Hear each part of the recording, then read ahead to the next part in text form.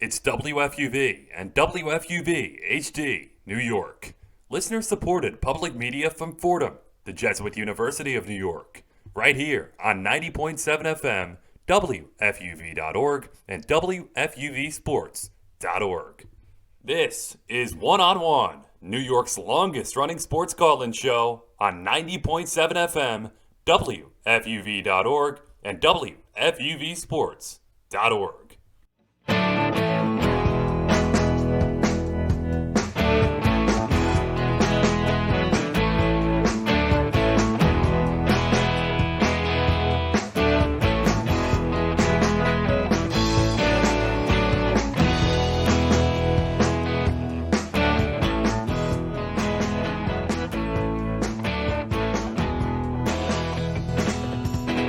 11 p.m. on a Saturday night. This is WFUV 90.7 FM, and you are now listening to New York's longest-running sports call-in show. This is One on One. I am Andrew Posadas, pleased to be joined alongside another fellow Andrew, a member of a cherished fraternity in life, Andrew Gullotta. It's an all-Andrew affair on the airwaves. Alliterations be damned. My friend Andrew, how are you? Doing really good. I mean, this is a jam-packed weekend of sports. I'd say it's probably the most busiest weekend since the Super Bowl. So, I mean, I just can't wait to get all into it. And you got free agency, you got March Madness, you got everything I can ask for, really. Yeah, Gullotta, we really have a perfect storm. Usually most shows we're centric, whether it be football, baseball, basketball, we're focused on different things in those respective sports. But you mentioned Selection Sunday right around the corner.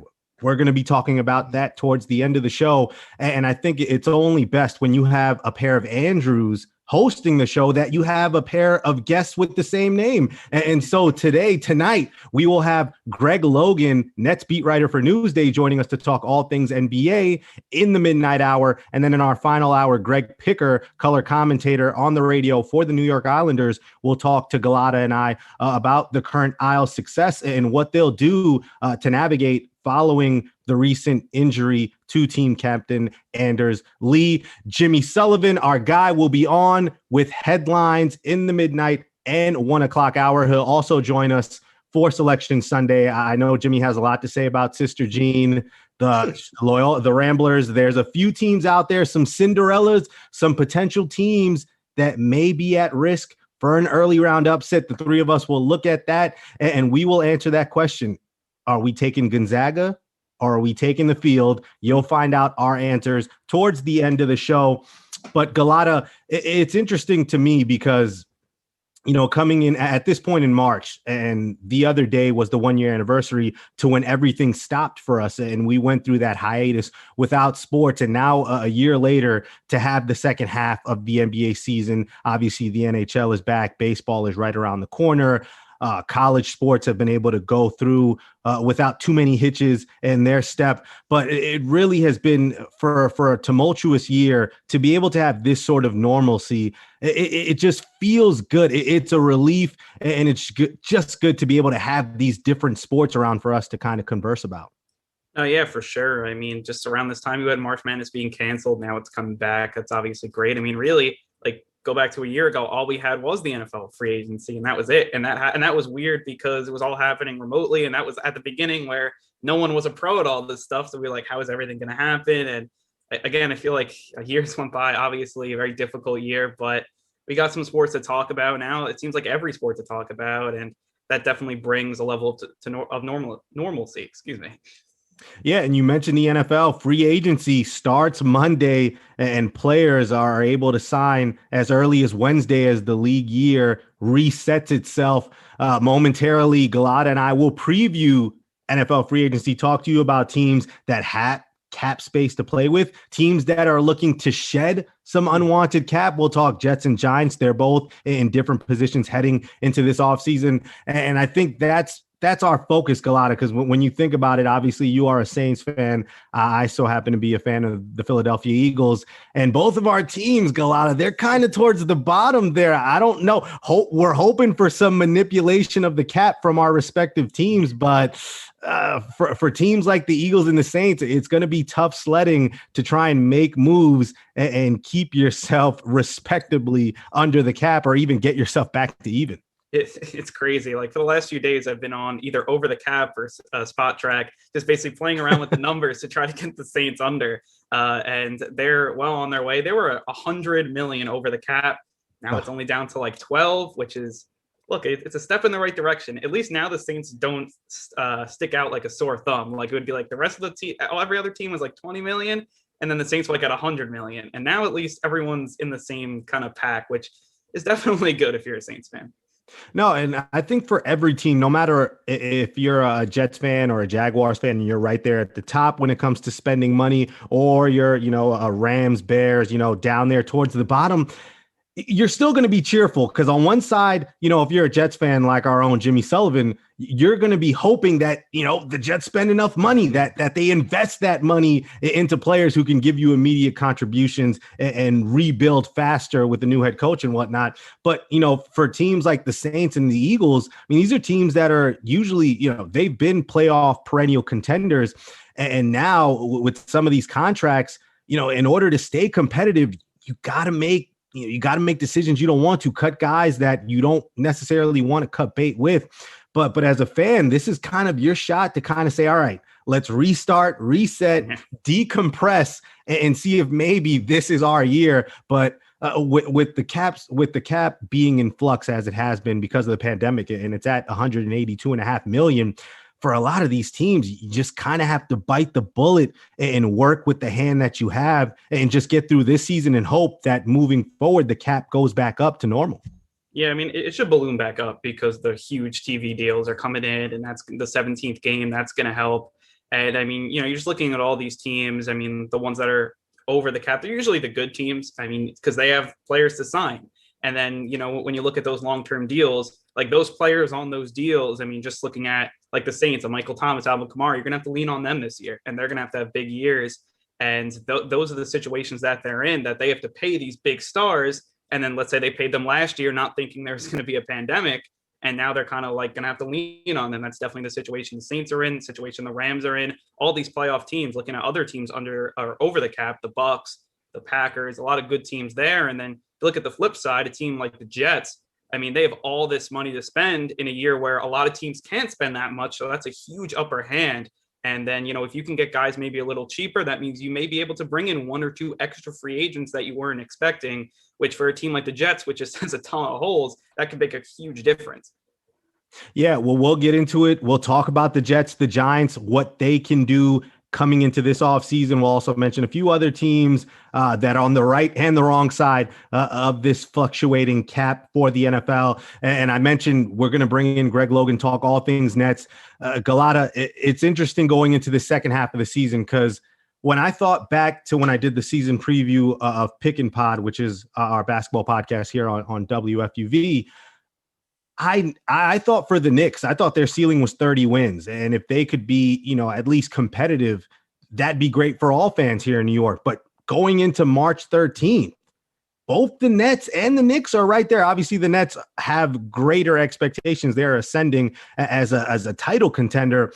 But it's kind of great to really just be able to talk about both teams, and especially the Knicks, because you don't want to see the Knicks do bad. They've been such an inept franchise for so long that finals run in 99 against the Spurs seems like 40 years ago.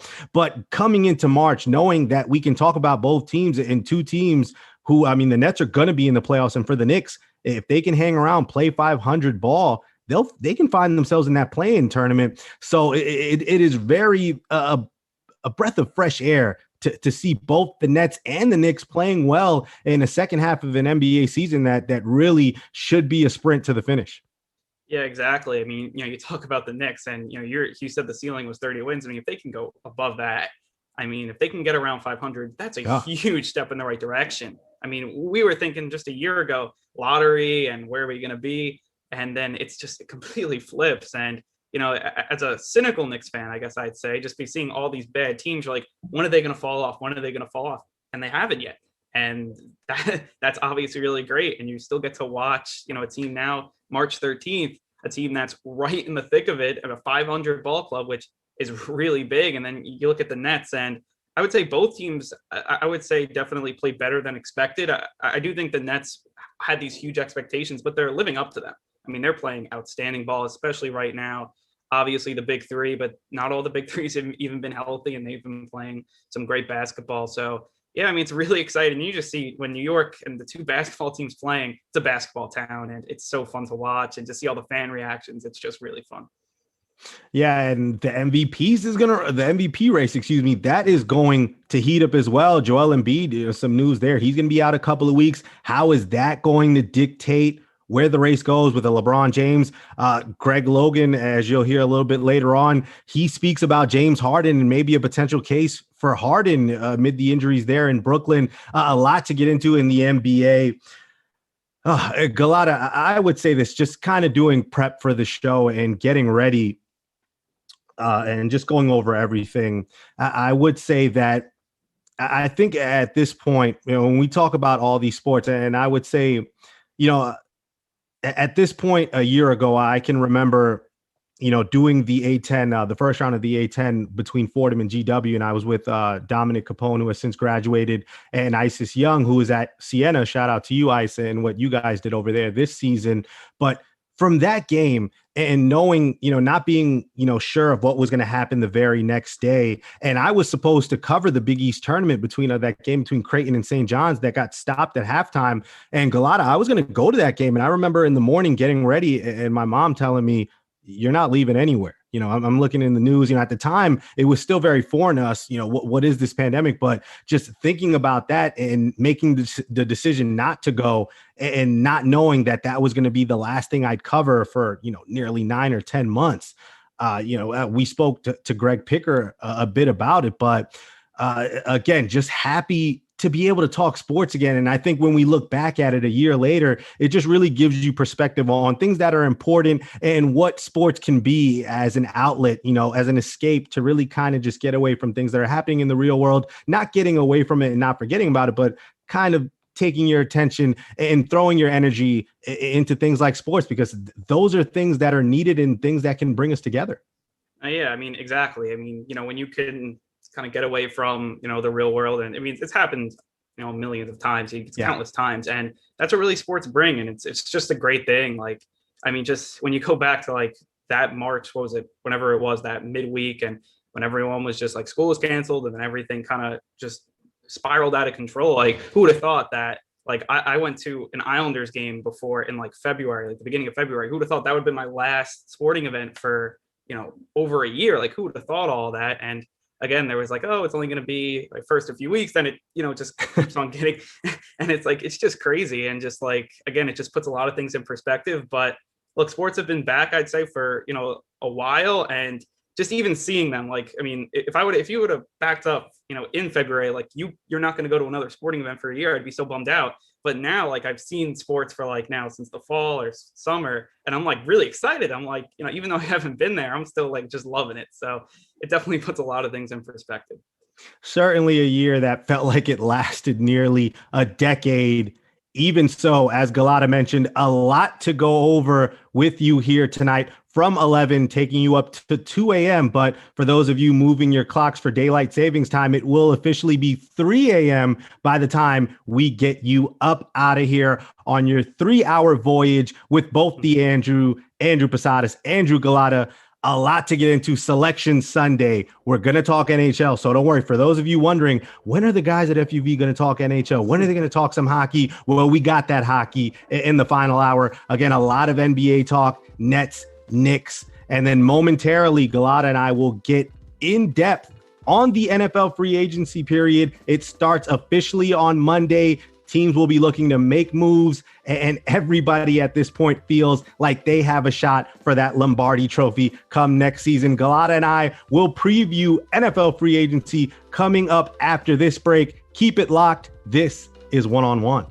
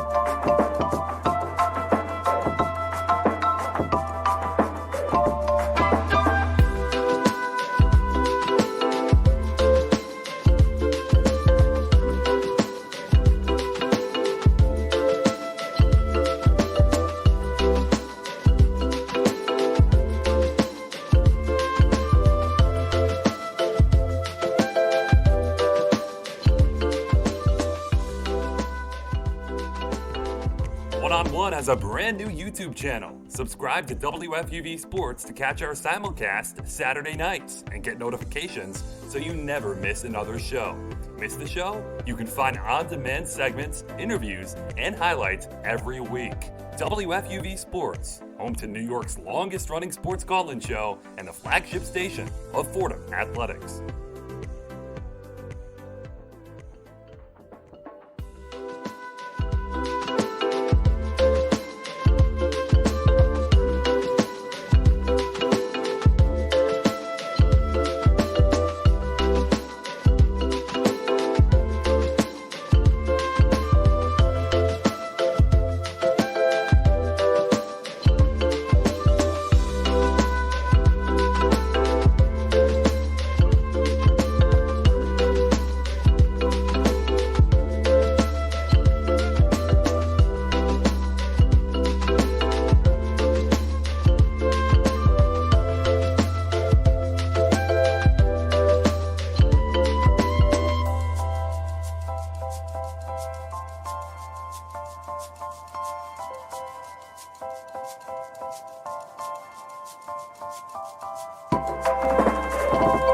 Just getting started back here on One New York's longest running sports call-in show. Andrew Posadas, Andrew Gullotta, and Gullotta on March 15th. Negotiations finally open up as the NFL free agency period begins, and the new league year starts March 17th, 4:00 Eastern. So teams will have those 2 days to either shed some cap space or add in and spend some of that excess money that they have.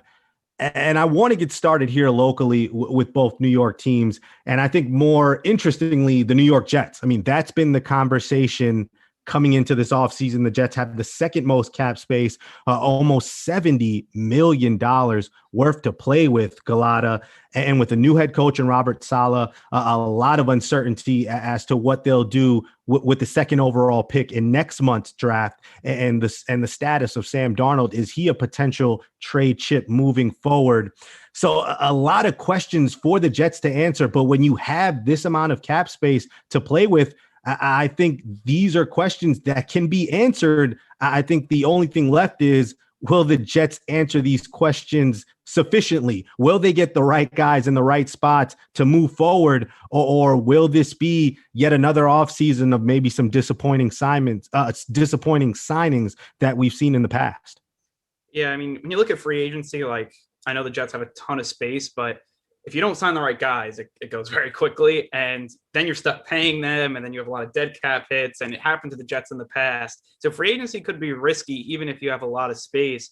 And that's why, when you look at this Jets team, I feel like they also have 9 draft picks. So, there's also risk with draft picks, but the money's not tied there. It's not as much. So, at least you have some leeway there. But looking at the Jets, they basically need every position besides like safety and interior defensive line. So you can go in a ton of different directions. And when you have 70 million in cap space, I mean, there's just, a lot of areas that you open up to, and there's a lot of guys that, who knows, may not have as many suitors because not a lot of teams have just this balloon amount in cap space. But kind of the place where I would start is receiver for the Jets. I mean, that's, whoever their quarterback's going to be. You talked about Sam Darnold maybe getting traded, maybe not, but they need a number one receiver. And that's where, to me, you give the money to Kenny Golladay. I think he's a young guy, so he can kind of grow with a young team. He, to me, was outstanding with Detroit, and, that offense, not the greatest, but he's definitely a number one piece. When you look at other guys for them, I just feel like he's the best, and I think they can outbid other teams to get it. Probably a 5-year deal, 80 million, somewhere around there, but they have the cap space so they can do it. But I'd start out with receiver, and Kenny Golladay would be my guy. I'm so happy you said that, Gullotta, because I'm thinking in my head, imagine if on Monday we hear, all right, the Jets have just gotten Kenny Golladay. They signed him, and then they go ahead. Maybe they bring back, Perriman and get a few more pieces.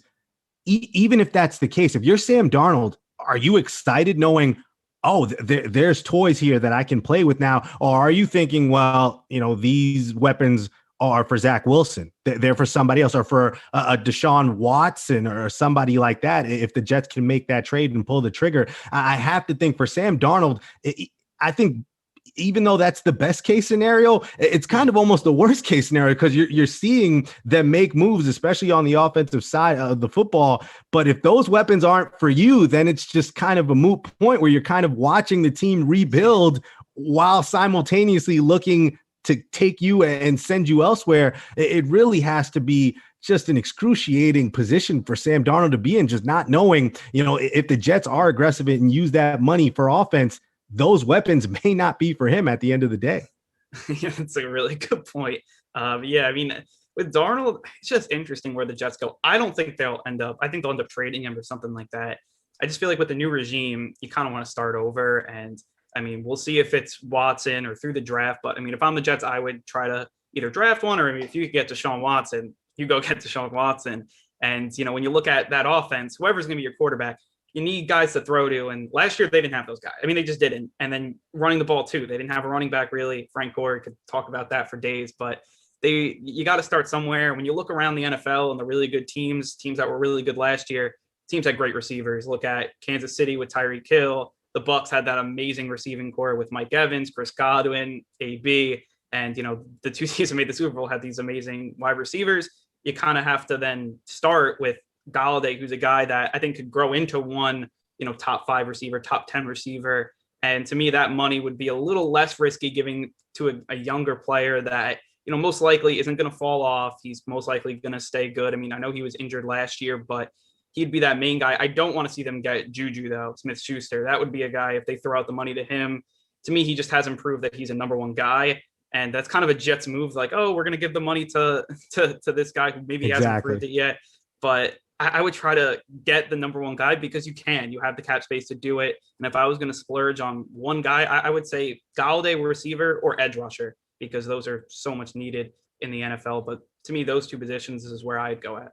Yeah, and the Jets are going to have their pick of the litter. If they want to throw money at Shaq Barrett or a Leonard Floyd, a Hassan Reddick, they're going to be free to do so. And that's what it gives you. And for the Jets, they feel like if they can just get a couple of pieces and use those draft picks wisely, they can turn it around quickly. I mean, when you think about the AFC East, obviously Buffalo's there and they're not going anywhere, but the Patriots, they've taken a step back. The Dolphins are on the come up, but for the Jets, if they can get the right pieces, as you mentioned earlier, it can be a very quick turnaround where we could see this team, vying for a wild card spot. But I think it's going to start at the quarterback position, and you can get who you want and you can make these signings. But unless the Jets address that and say, all right, we're going to trade Sam, we're going to send him elsewhere, we're going to draft Zach Wilson, that is our guy. Or we're going to trade Sam and bring in a Deshaun Watson, and that's who we're rolling with. Until they address where they're going with the quarterback position, it feels like, they could spend as much money as possible. But if you don't have that shirt up, I mean, that's the most important position in the league, Gullotta. Yeah. So, it as a Saints fan and me as an Eagles fan, when that quarterback position isn't filled with a competent person, you're not going to go very far.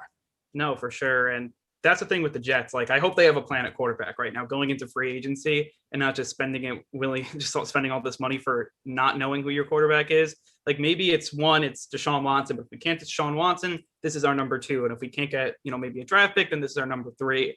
And then you could kind of build your free agent plan around that. And that's something that, I mean, if I'm the Jets, you have to do, because you can't just spend they're not going to get the quarterback in free agency. I think we kind of all know that. At that point, you probably will just stick with Darnold. If you don't draft someone, don't get Watson. So, I mean, when looking at free agents, you probably want to build around whoever that quarterback's going to be. And you're hoping that they have a plan in place. And I do think they will. And, I think this new regime, when looking in, they look a little smarter than the Adam Gases, of the world. We'll have to see. But I do think that this team, I mean, you got to build those complementary pieces in free agency, draft well, get some stars there. So, I mean, you're not paying, especially right away, you're not paying these stars a ton of money, and then you can build with a Kenny Golladay. You can pay him, edge rusher. I would love if they get Shaq Barrett. Just get him out of the NFC South, please, so he's not terrorizing whoever the Saints quarterback is next year. Because I mean, that whole front seven is just crazy. So hopefully the Jets throw money at him, so the Bucs don't have a chance to. So that's just what I'm hoping there. I mean, Yannick Ngakoue is another guy that I think would be a really good fit with them too. But I mean, those are like wide receiver, edge rusher. I would throw money at them because they're just so important. And when you're looking at where they're going to draft, again, if you're drafting at number 2, you're probably not getting a receiver, probably not getting an edge rusher, maybe at 23. But those are positions where I think you can fill in free agency with success, I think. And when you look at those are, to me, top 2. Yeah, I will say under Adam Gase, when you've been eating chicken bleep for the last couple of years, and then you finally get a taste of what chicken salad actually tastes like, I think it's 2 different things. So I imagine that the Jets, without Adam Gase, Joe Douglas, Robert Saleh, they seem to be in lockstep together. And I imagine that they will be very assertive in using their money and bringing in some good pieces, especially offensively, to get that jump started and to get the Jets moving in the right direction. And talking about the other team in New York, the New York Giants, they have the 24th most cap space right now at about $3 million. And we know the NFC East division, it was what it was last year, a dumpster fire. The Giants were still in it at the end, but obviously without Saquon Barkley, Daniel Jones, still some inconsistencies, turning the ball over, the offensive line shaky. The defense, though, was that kind of saving grace. They got stronger as the season went on, but with only a few $1 million to work with, Gullotta, just hard to see what the Giants can do if they want to build on a season that, if a few breaks go their way, they could have found themselves right there in the playoffs. Yeah, I mean, that's just crazy. Think about that. It's just, this defense is really good, and it's a defense I like a lot. And, they tagged Leonard Williams, which I thought was a really good move. And I think to open up some cap space, you may have to sign him long-term so you can lower that cap a little bit in the first year to try to open up, because they don't have the cap space right now. Maybe restructure a few guys like James Bradbury so you could push the money down the line a little bit. Maybe a guy like Blake Martinez, because they're solid players and you feel comfortable kind of playing with them long-term and keeping them long-term. So maybe you can restructure their deals a little bit, but this team needs offensive pieces. I think it's just evident. I know Barkley was out all last year, but even with him, you need wide receivers there. And, besides Sterling Shepard, I mean, who you really going to rely on? You don't have a number 1, and that offensive line, as you said, I would like to see them add a few pieces there, but I would say if they can add something on that offense, maybe one big player, if they could make one splash. And then in the draft, they do have the 11th pick, and you could probably pick up maybe a receiver there. And this is a really deep receiving class, so maybe you can pick up a few receivers there. But I mean, you look at their defense; they were around 10th in the league, which is really solid. I mean, but that offense was like 31st, so that's obviously the area where you got to get better. So hopefully they can make a few moves in free agency, maybe open up some space, and then who knows, wide receiver, O-line, they can, to me, either or use. Yeah, we're seeing a lot of teams. We look at, what they're doing with the likes of Brady, Mahomes, and restructuring contracts into signing bonuses. Teams have found a way to kind of work around this hard cap. And I think for the Giants, with that few million to work with, maybe you can open it up to a few more. I would just think that, the likes of Kenny Golladay, those guys, that's outside of their price range. But I think maybe someone like a Corey Davis, who's been a bit disappointing, had some flashes in Tennessee, but somebody who won't command as much money. Maybe even Curtis Samuel, who Dave Gettleman had drafted down there in the second round with the Panthers. Maybe he's somebody that the Giants could target. But I think you're right. It all stems to this offense. And I think a major question, it's going to depend on Saquon Barkley. What version are we getting of him come next season after that ACL injury? Because the offensive line needs to be shored up. But if Saquon Barkley, if that's a question mark moving forward for someone who the Giants and himself, they expect to pay him long-term, it's going to be hard to invest that amount of money in Saquon Barkley and move this free agency period, knowing that down the line, you're going to have to break the bank for Saquon. Yeah, you're exactly right. And it's like, what Saquon, and that's why I think offensive line comes up, because you got to give him a line. And just like free agency, though, with offensive linemen, like if you don't pick the right one, like Giants fans have even seen it with Nate Solder. If you miss on it, then you're kind of tied to them. And, when you have bad offensive linemen, you love them when you don't hear them. But when you hear their name called and they're giving up sacks, they're just, scrutinized to hell for it. But I mean, I think the Saquon is going to be interesting, but that's what you get for drafting a running back number 2. Like, you're going to have to pay him down the line. And like, when looking at paying running backs, like, obviously the Saints paid Alvin Kamara. I'm really happy about that because he just does so much. Same with Christian McCaffrey.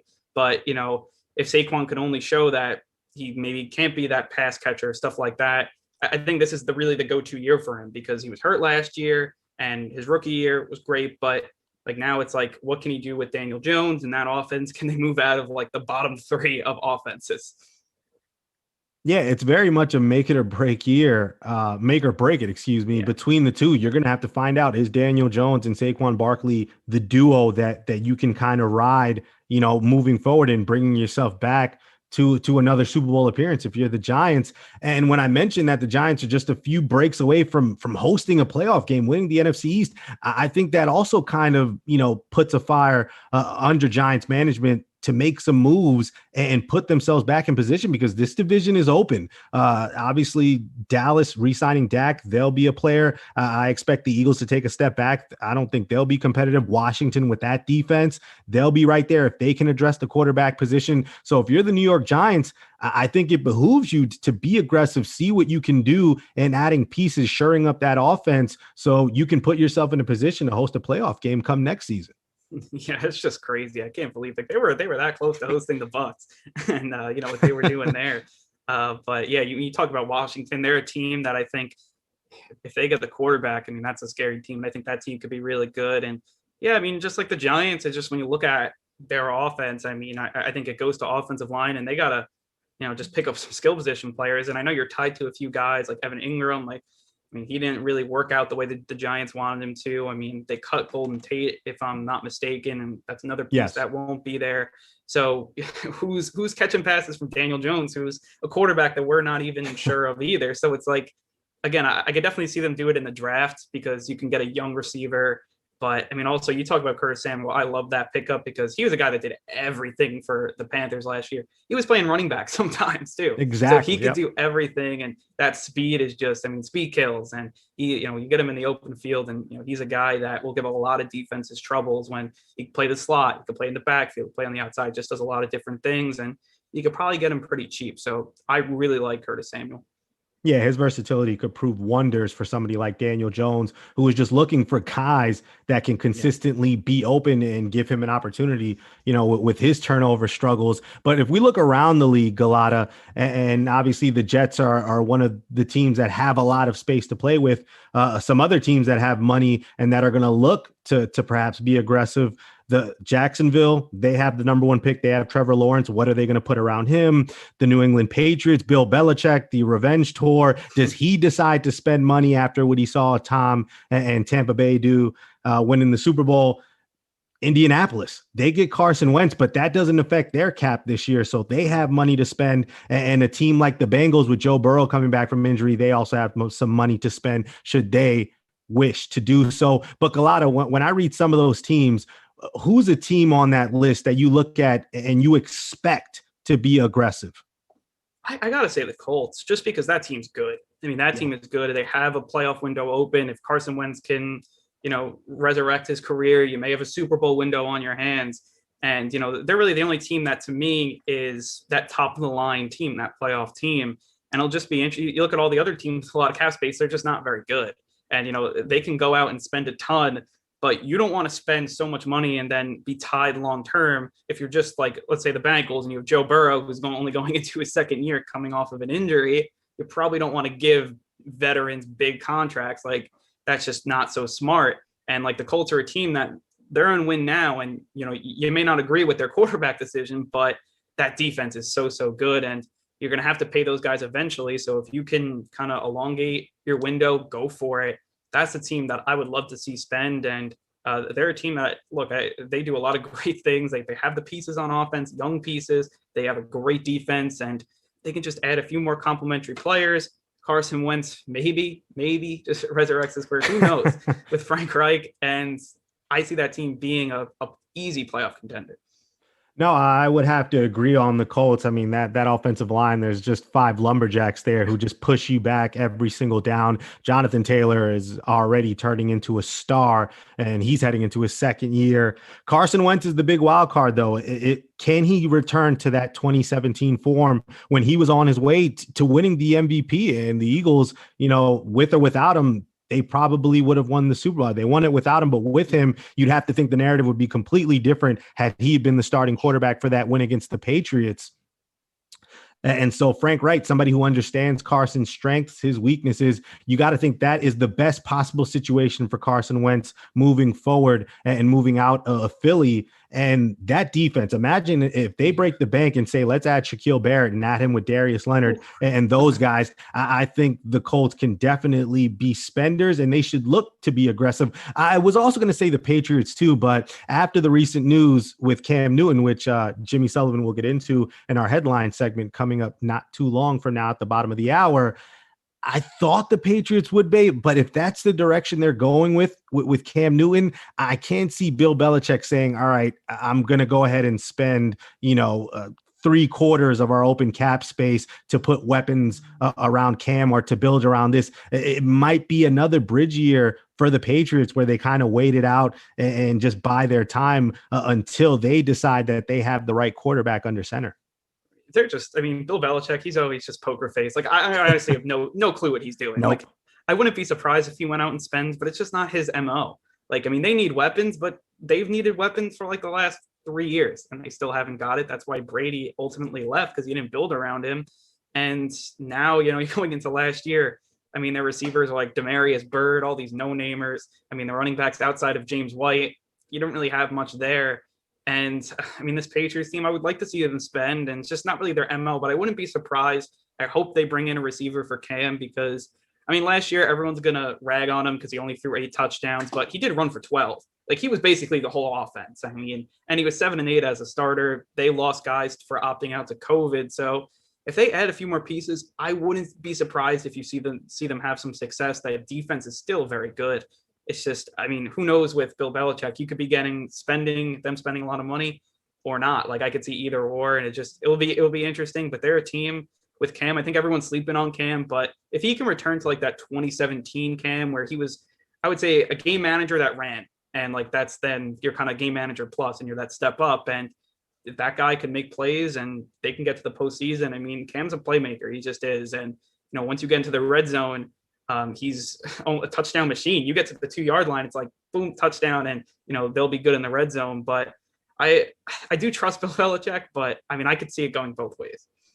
Yeah, I know a lot of people, on Twitter are like, well, Bill's going to be motivated. Tom's won the Super Bowl. And now he's going to want to be aggressive and come back and match Tom. I don't think that. Bill Belichick's a guy who plays chess first. He'll never play checkers with you. A guy who understands that his moves, it's all a domino effect. So for New England, if they're going to take a methodical approach to it, you just kind of have to trust the process and know that, again, this is a team that a lot of guys opted out because of COVID. So they're going to be returning a majority of those guys back, especially on the defensive side. So you have to think that with those additions, if Belichick and the Patriots can just be a bit judicious with who they get, again, they are a team that can make a quick turnaround just a couple of years removed from a Super Bowl. So we'll see about what a team like the Patriots does. Inversely, there are teams that may be looking to shed some unwanted cap space heading into this new year. When we talk about the likes of the Rams, the Bears, my Eagles, Gullotta's Saints, and the likes of the Atlanta Falcons, just not much you're going to be able to do. Again, you can manipulate the cap as much as possible, but for these teams, you're going to have to make cuts and send guys away that you didn't necessarily want to.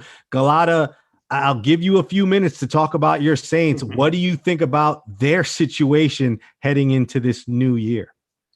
It's interesting. They made a lot of moves over the last few days. They've, cut Emmanuel Sanders, Norris Jenkins. All like veteran type players, which are tough because they were very successful with the Saints, and their guys, especially like Emmanuel Sanders, like he kind of filled that wide receiver 2 role for the Saints, which was big opposite Mike Thomas.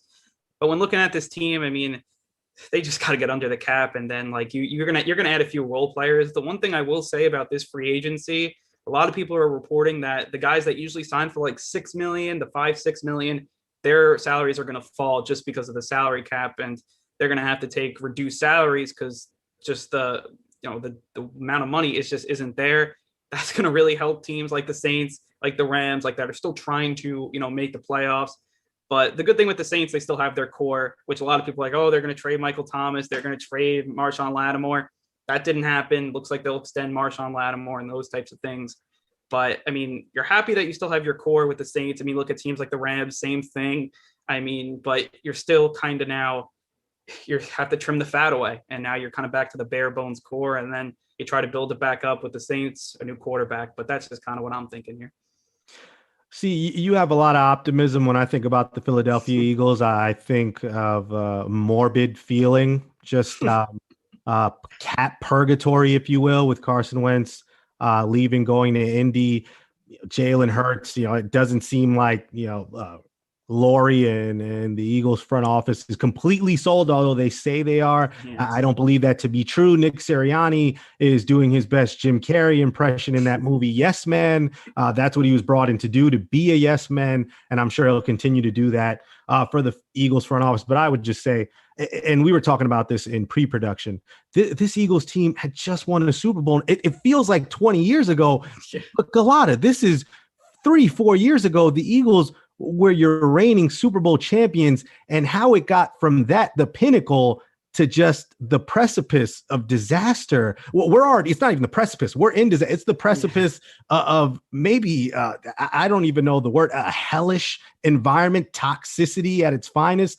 To me, it is just such a shock. And now for the Eagles, you just kind of have to eat this year, let it waste away, and just hope Jalen Hurts is your guy. And then once you do get cap space, you can kind of move forward and rebuild accordingly. But this is the Eagles team that they have holes everywhere. They have some veterans now. Don't know what you're going to do with them. Guys like Fletcher Cox, sooner or later, they might be, on the out if you want to continue shedding this cap space. We'll see. You're far more optimistic than I am about my team, so I will live vicariously through you. We will leave it there as far as NFL free agency talk is concerned. Again, the negotiating window opens up on Monday, and the new league year starts Wednesday at 4:00. But for now, on the other side of this break, Jimmy Sullivan, finally, you hear that glorious voice. He will give you your first dose of headlines with Jimmy Sullivan after this break.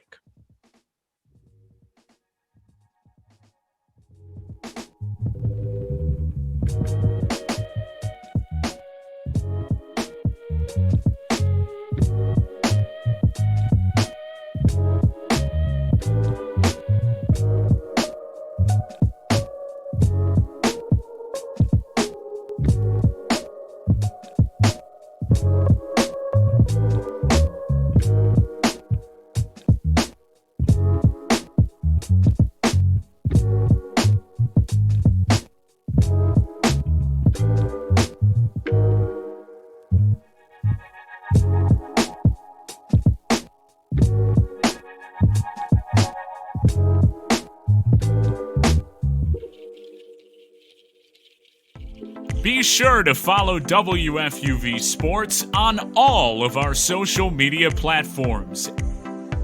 At WFUV Sports on Twitter, at WFUV_sports on Instagram, and WFUV Sports on Facebook and YouTube. WFUV Sports, home to New York's longest-running sports call-in show and the flagship station of Fordham Athletics.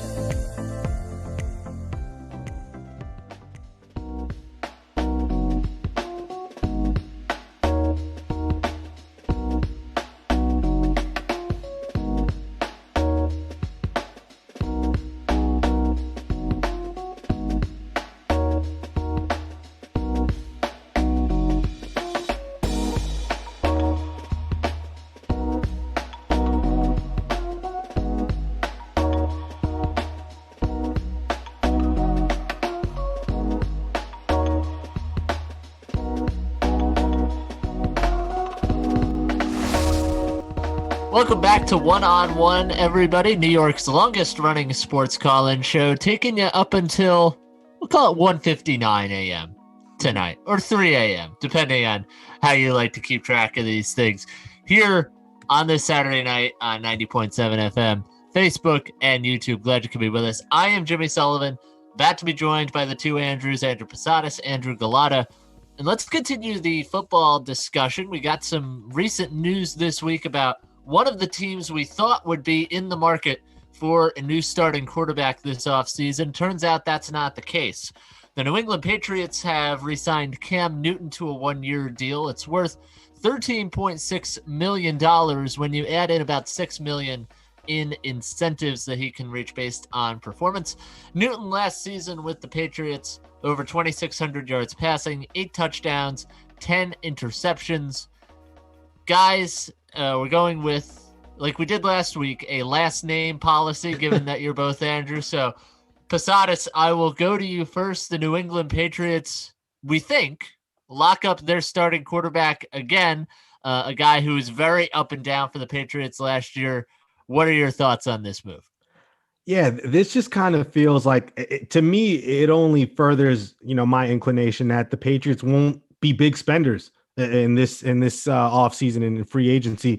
If you're going to bring in Cam Newton, you're basically letting everyone else know, like, we don't, and nothing against Cam, but obviously the wear and tear and the amount of hits that he's taken and the style of football, that brand that he plays, being a run quarterback first, it's taken its toll. He's not the same guy. And I don't think he's a guy that you can win a Super Bowl with anymore, unless the situation is perfect and you have the best offensive line, the best running back in football, perhaps. But, that's a perfect case scenario that's unrealistic at this point and not conducive to what the Patriots do as far as spending is concerned. So the deal is a majority incentive based. So again, the Patriots are basically allowing Cam to make as much money as he wants to in this 1-year deal. So I think the Patriots are going to use Cam as a bridge, take this year to regroup, recoup. And I think going into next year's offseason, I think we'll see the Patriots definitely make a massive move as far as finding out who their next long-term quarterback is going to be.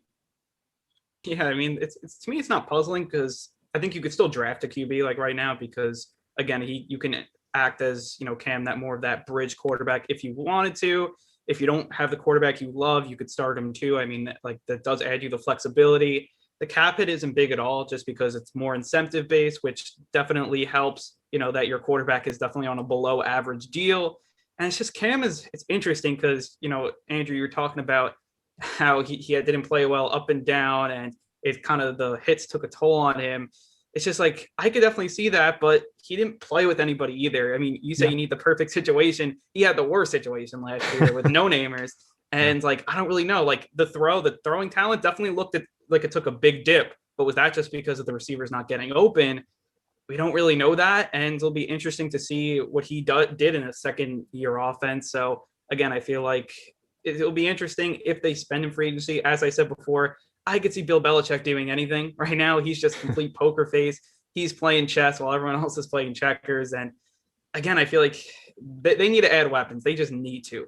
And whoever the quarterback is, and we'll just see if they do it in free agency or the draft. But again, it's not a puzzling move because I think they added a QB team-friendly deal for the most part. But again, it doesn't really give answer the question of QB of the future, but it allows them to with the draft. It's interesting. You bring up the weapons, Andrew. Their leading receiver last year was Jacoby Myers. That's obviously no affront to Jacoby Myers. That's not going to get the law done. Firm. I will say, yes. I'm not going to be able to get that out of my head now that you said that. Goodness me. But I will say the Patriots, if they want to spend, they could. They have over $60 million in cap space. The problem with the Patriots, aside from just the fact that they're not good, they have the oldest roster in the league. And you look at some of the other teams who have older rosters. Andrew, your Saints are up there, the Buffalo Bills, Baltimore Ravens, Tampa Bay Bucks, teams that are competing for a championship, or at least were last year. Not, teams that are going to be 6-10, 7-9, like where the Patriots were at the end of last season. I think Cam Newton probably still has something left in the tank because, you watched him last year. He was good for the first 3 games of the season. He got COVID. He came back and he looked horrible, like a totally different quarterback. Now, I don't know if that was because of the virus or because he didn't have the time with his receivers because he was out of sync. I don't know what the exact reason was, but he was a totally different guy after that happened, it looked like. So I'll be interested to see how he comes back this year and if he is the starting quarterback for the Patriots. But I'll just throw this stat at you guys to continue this conversation. Among quarterbacks last season in rushing yards, only 2 had more rushing yards than Cam Newton. Lamar Jackson, Kyler Murray. One was the MVP. One was in the conversation for much of last year. So there is, I think, something there with Cam Newton, but this Patriots roster just has to be better because the last couple of years I've been looking at this roster and I'm saying, how on earth are they hitting their salary cap floor? Because this roster just at the skill positions, the line, wherever you want to look, it's just been really deficient. And I think that goes back, honestly, to Bill Belichick. I mean, he has to do a better job with the personnel. And we've made jokes about the dog in the draft room and handling things that way. But I think Bill Belichick has to do a better job building this roster because they just have not done that very well the last few years. Yeah, certainly. Bill Belichick has kind of done his best, Billy Bean impression, maybe just moneyballing it and trying to stay, above, but right there at the floor. I would say, though, Gullotta, I think this move is puzzling if you think that the Patriots are going to move up and get a Mac Jones and expect Cam to help groom Mac. Because at 31 years of age, and throughout last season, Cam has given no indications that he's looking to be a backup quarterback and be someone in the back half of his career. When you look at quarterbacks being protected now, Tom Brady's going to play till he's 55 years old. Cam is probably sitting back thinking, I have at least 8 years left where I could be viable if I can stay healthy. So I have to imagine if they go ahead and they move up and they get a Mac Jones, I can't see how that works out. I don't see Cam Newton saying, all right, I'm going to help this kid out while, playing, my last legs. I just don't see that happening at 31 years of age. If Cam thinks he has enough left in the tank, he's going to expend every option, exhaust all of his options to get a shot before he decides, all right, let me be the guy as a backup who can groom younger quarterbacks to be starters. No, I mean, yeah, it would be interesting because Mac Jones is a guy. I don't think he's ready, though, year one, because I think Mac Jones, he plays in that perfect system in Alabama. Like, I think he needs to learn, like, the windows. And you saw it with Tua last year. The windows are much smaller in the NFL. And, like, Tua, he held onto the ball a lot, game manager. I'm expecting Mac Jones to probably be similar in that just because guys are not going to be 5 yards open downfield.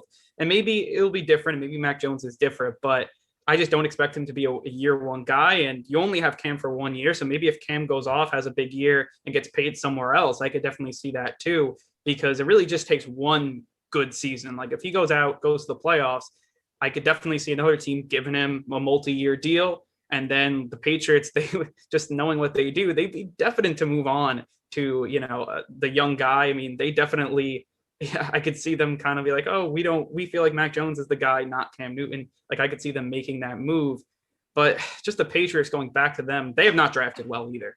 Like everyone talks about Bill Belichick. I mean, you look at the last few years, they've drafted just terribly, and that falls on the coaches. And again, that's something they're going to have to get better at. And you look at the really good teams in the NFL, they draft well. It's usually they don't hit in free agency. I mean, they do, but it's more of let's get our core in the draft, and then we add some veteran pieces around that. I mean, just looking at, KC, they obviously drafted really well with Mahomes and getting Tyreek Hill and all those guys. Same with a team like the Colts, like the Saints. I mean, they draft well and then they add in free agency.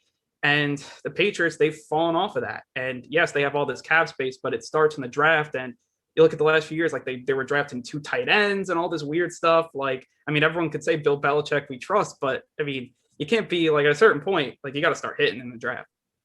So the Patriots have a quarterback for next year. We'll see if it is their quarterback. I want to quickly touch on another quarterback because this is the New England Patriots and we can't help ourselves here. Let's touch on Tom Brady.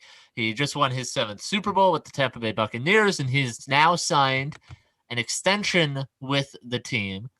According to ESPN's Adam Schefter, it is a 4-year deal. It voids to a 1-year deal. Basically, the long and short of it is that it ties Brady to Tampa through the 2022 season. The important thing to note here, it saves the Buccaneers about $19 million in cap space. That's a big deal with some of the free agents they have, Shaq Barrett, Levante David, among others. Just want to get, guys, your quick reactions on this deal. Might not seem like a big deal, but a lot of cap room for Tampa Bay and a chance maybe to keep most of this roster together.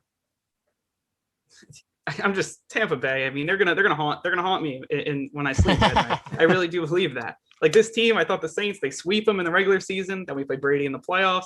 They lose, and now they're gonna bring back this. And I was like, there's no way that they'll bring back this whole roster because like they had some cap space, but they had to pay Levante David, who's one of the best linebackers in the league, Shaq Barrett, one of the best edge rushers in the league. They're paying JPP like $13 million, and like that amazing Ndamukong Suh is also a free agent. And then if they bring them all back, I'm going to be like, you got to be kidding me. And, and then also Chris Godwin in that offense and AB and Gronk. And again, that's something if they kind of pull a Saints with this salary cap wizardry, that's something that I'm just like, they're going to be a thorn in my side. I mean, my brother's a big Dolphins fan. Like Brady went from killing my brother to killing me. It's just, all I could do is shake my head. Yeah, I'm sure the Gullotta family is going to file a police report against Thomas Edward Patrick Brady, as Skip Bayless would like to refer him as his full government name. I would say this, though, guys, this is interesting to me because this is my one takeaway.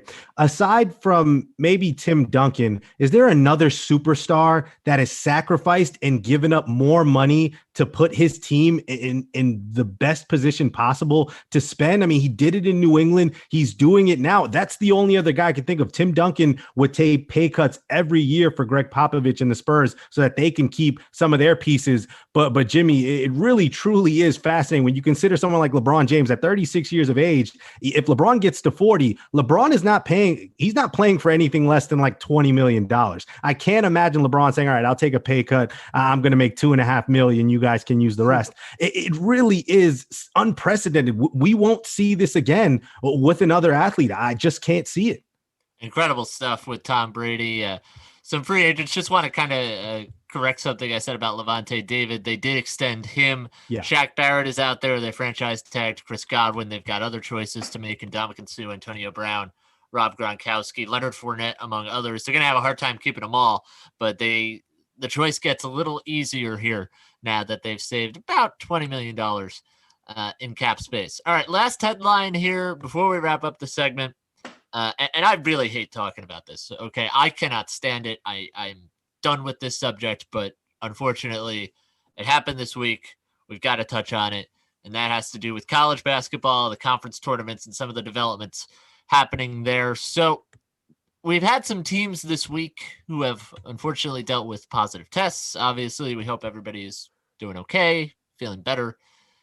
But we do have some teams that are, because of those positive tests, out of their conference tournaments, and some notables among them. In the ACC, you've got Duke, who was trying to win 5 games in 5 days and go to the tournament as an automatic qualifier.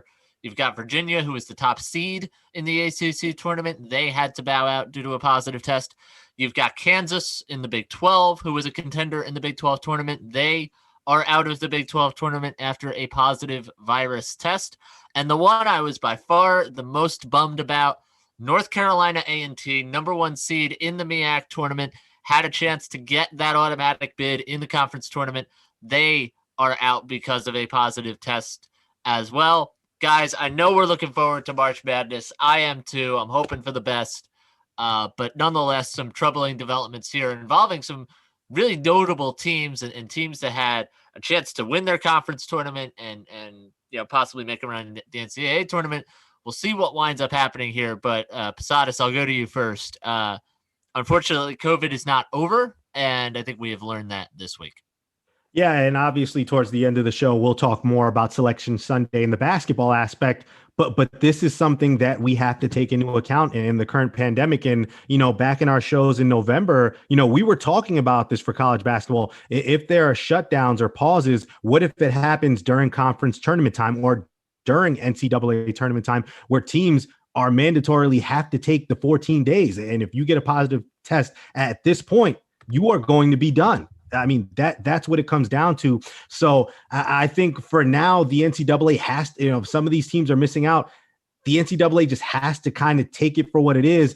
But Jimmy, if a team like Gonzaga or Baylor, one of those top teams, if they get a positive case, I don't know what the NCAA can really do. Can they move the tournament back a week or two? Perhaps. But I think if they're going to keep with the schedule, unless a majority, and not even, but maybe a quarter, if a quarter of these teams in Indianapolis end up with positive cases, maybe you could come up with something to postpone this. But Gullotta, I have to think, regardless of who tests positive moving forward, I think the NCAA is hell bent to finish the season by hook or by crook.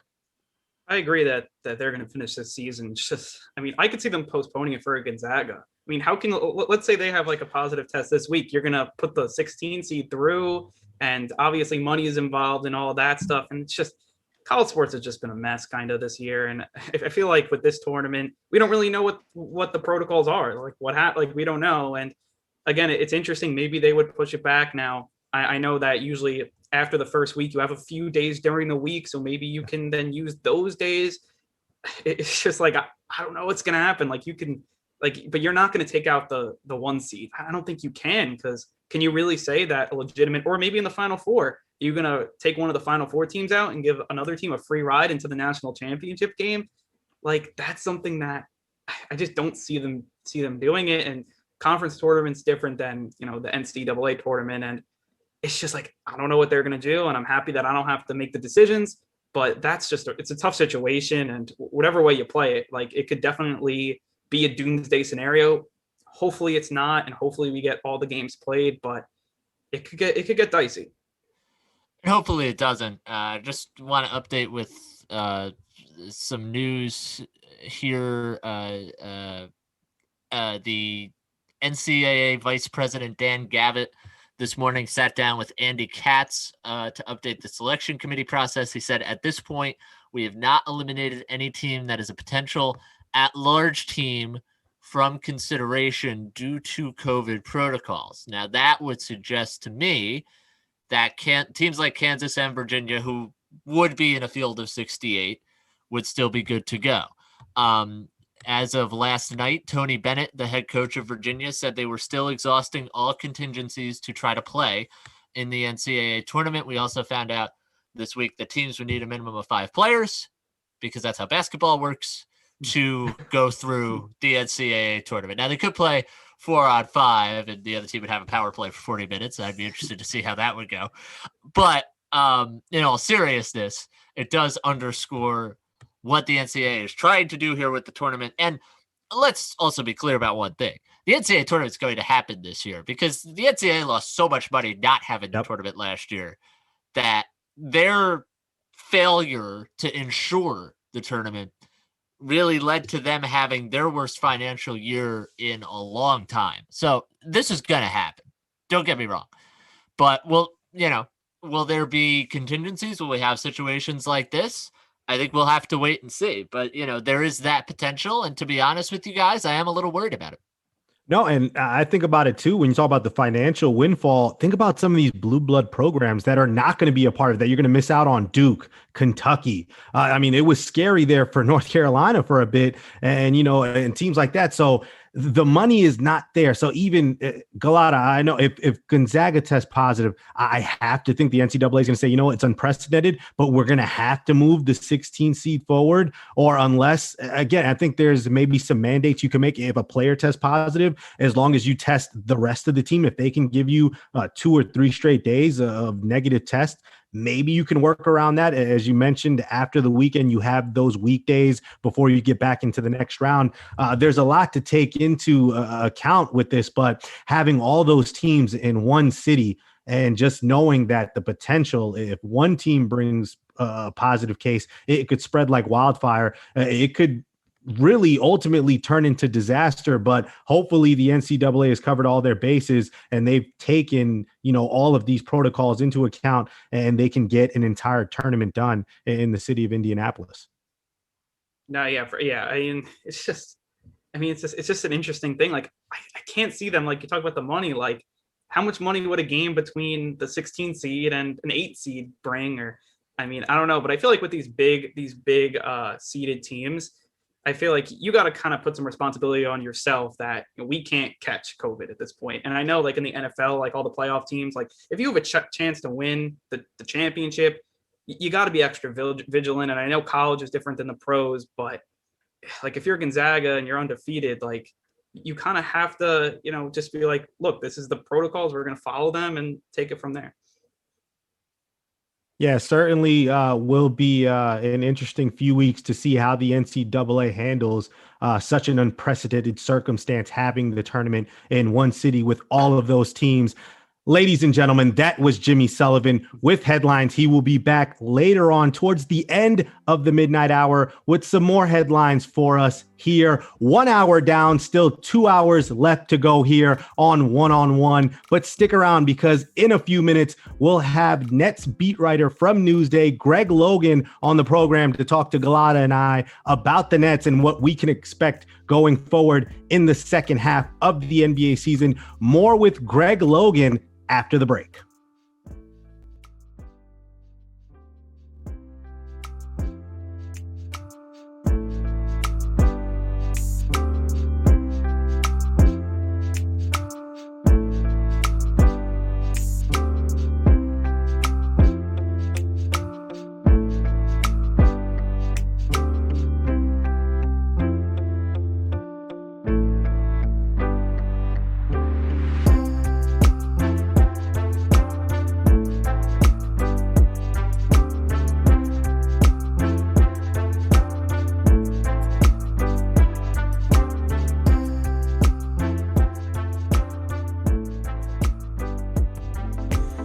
To support the WFUV Sports Department, visit support.wfuv.org to become a member or make a one-time donation.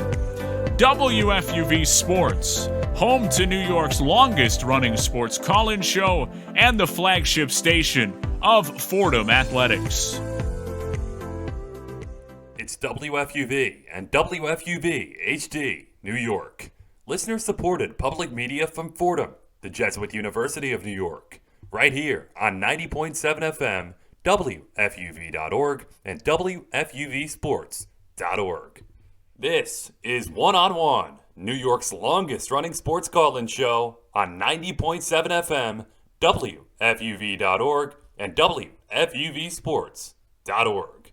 Second half of the NBA season is here. We need more insight, and to do so, we will be bringing in Nets beat writer for Newsday. He is Greg Logan. Greg, welcome to One. Thank you for joining our program. Great to be with you, Andrew. And Greg, let's get right into it. The big news, aside from All-Star Night festivities, the Brooklyn Nets, they signed Blake Griffin, and the rich just get richer with that move. What was your initial reaction to the move to get Blake Griffin, and how much more do you think that pushes the needle for the Nets moving forward? Well, I think that the beautiful part about it is that Griffin realizes that he's no longer in his prime, and so he's very willing to accept a supporting cast role coming off the bench. And he's exactly what they need in terms of a power forward and also a guy who can be a small ball center. And so he's going to be a critical component coming down the road once he gets ramped up and he's back in shape to play in games. And so he's not going to play tonight against his former team, the Pistons. But he will be ramped up soon. He said he has no injury problems, no issues like that. It's just that once he began that buyout proceeding with the Pistons, they put him on the bench and left him on the shelf. So he hasn't played for a month. But when he does, and he's not the dunker that we came to know when he was a six-time All-Star. It was a great high flyer, but he's going to play a critical role for them in the offense and be just a phenomenal piece off the bench. I mean, when they made the trade for James Harden, more than a month ago. They lost a lot of depth, and now it's like the Nets have all their depth back. And so Blake Griffin is going to fill a huge role for them and be an incredibly talented piece off the bench. And just sticking with Griffin, do you feel like that this move moves the needle for the Nets to win an NBA title, or do you feel like they can make more moves to add some pieces towards a run, or do you feel like everyone's in the building and they're just getting set to make a run? Oh, no, I think everyone is in the building. There's a lot of talk about every time that somebody else is approaching a buyout or anything like that, Nets are always involved as one of the teams that's been talking about someone like JJ Redick. Everybody's been talking about him, and they say the Nets are involved or the Nets are in on PJ Tucker and stuff like that. But I think they've got their roster right now. Steve Nash said the other day that he's very comfortable with all the players they have, and he would leave all the rest up to the general manager, Sean Marks. But really, I think the Nets have an abundance of riches right now, and as I said, they've kind of restored their depth, and also the role players, because of the injuries to Durant and so on. They've gotten an extended run where they've really been able to get their opportunity at playing time, and they've been able to define themselves and show what they can do. And they have a very deep roster right now that is fully capable of beating anybody. They've got the best offense in the NBA. There's no doubt about that. Now you mentioned that they have an abundance of talent, but as we've seen, Greg, you can never have too much talent. So I wonder, when you think about names like an Andre Drummond, Hassan Whiteside, bigs that the Nets were connected to, Blake Griffin doesn't necessarily address that issue. He is a big for a small ball style of offense. But if Sean Marks has the chance and Andre Drummond, Hassan Whiteside's out there, do you think he pulls the trigger on that? Or do you think he's maybe content with what we're seeing from like Nick Claxton? Nick Claxton has become very well coming back from injury. Do you think he sticks with Claxton as the main big coming off the bench? Or do you think Sean Marks ultimately pulls the trigger on an Andre Drummond deal should he get bought out? That's a fascinating question. Because, Andre Drummond, if he were to get bought out, that is one huge man, and frankly, he has dominated the Knicks, the Nets in the past, and so they might have an interest in him for that reason, and that is one big man. And when they look down the road, who do they have to take care of? They have to face Joel Embiid.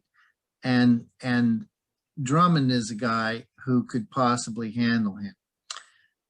And yet I have a hard time seeing them going after Drummond down the road, just because they've invested so much now. And as you mentioned, Claxton has been great off the bench.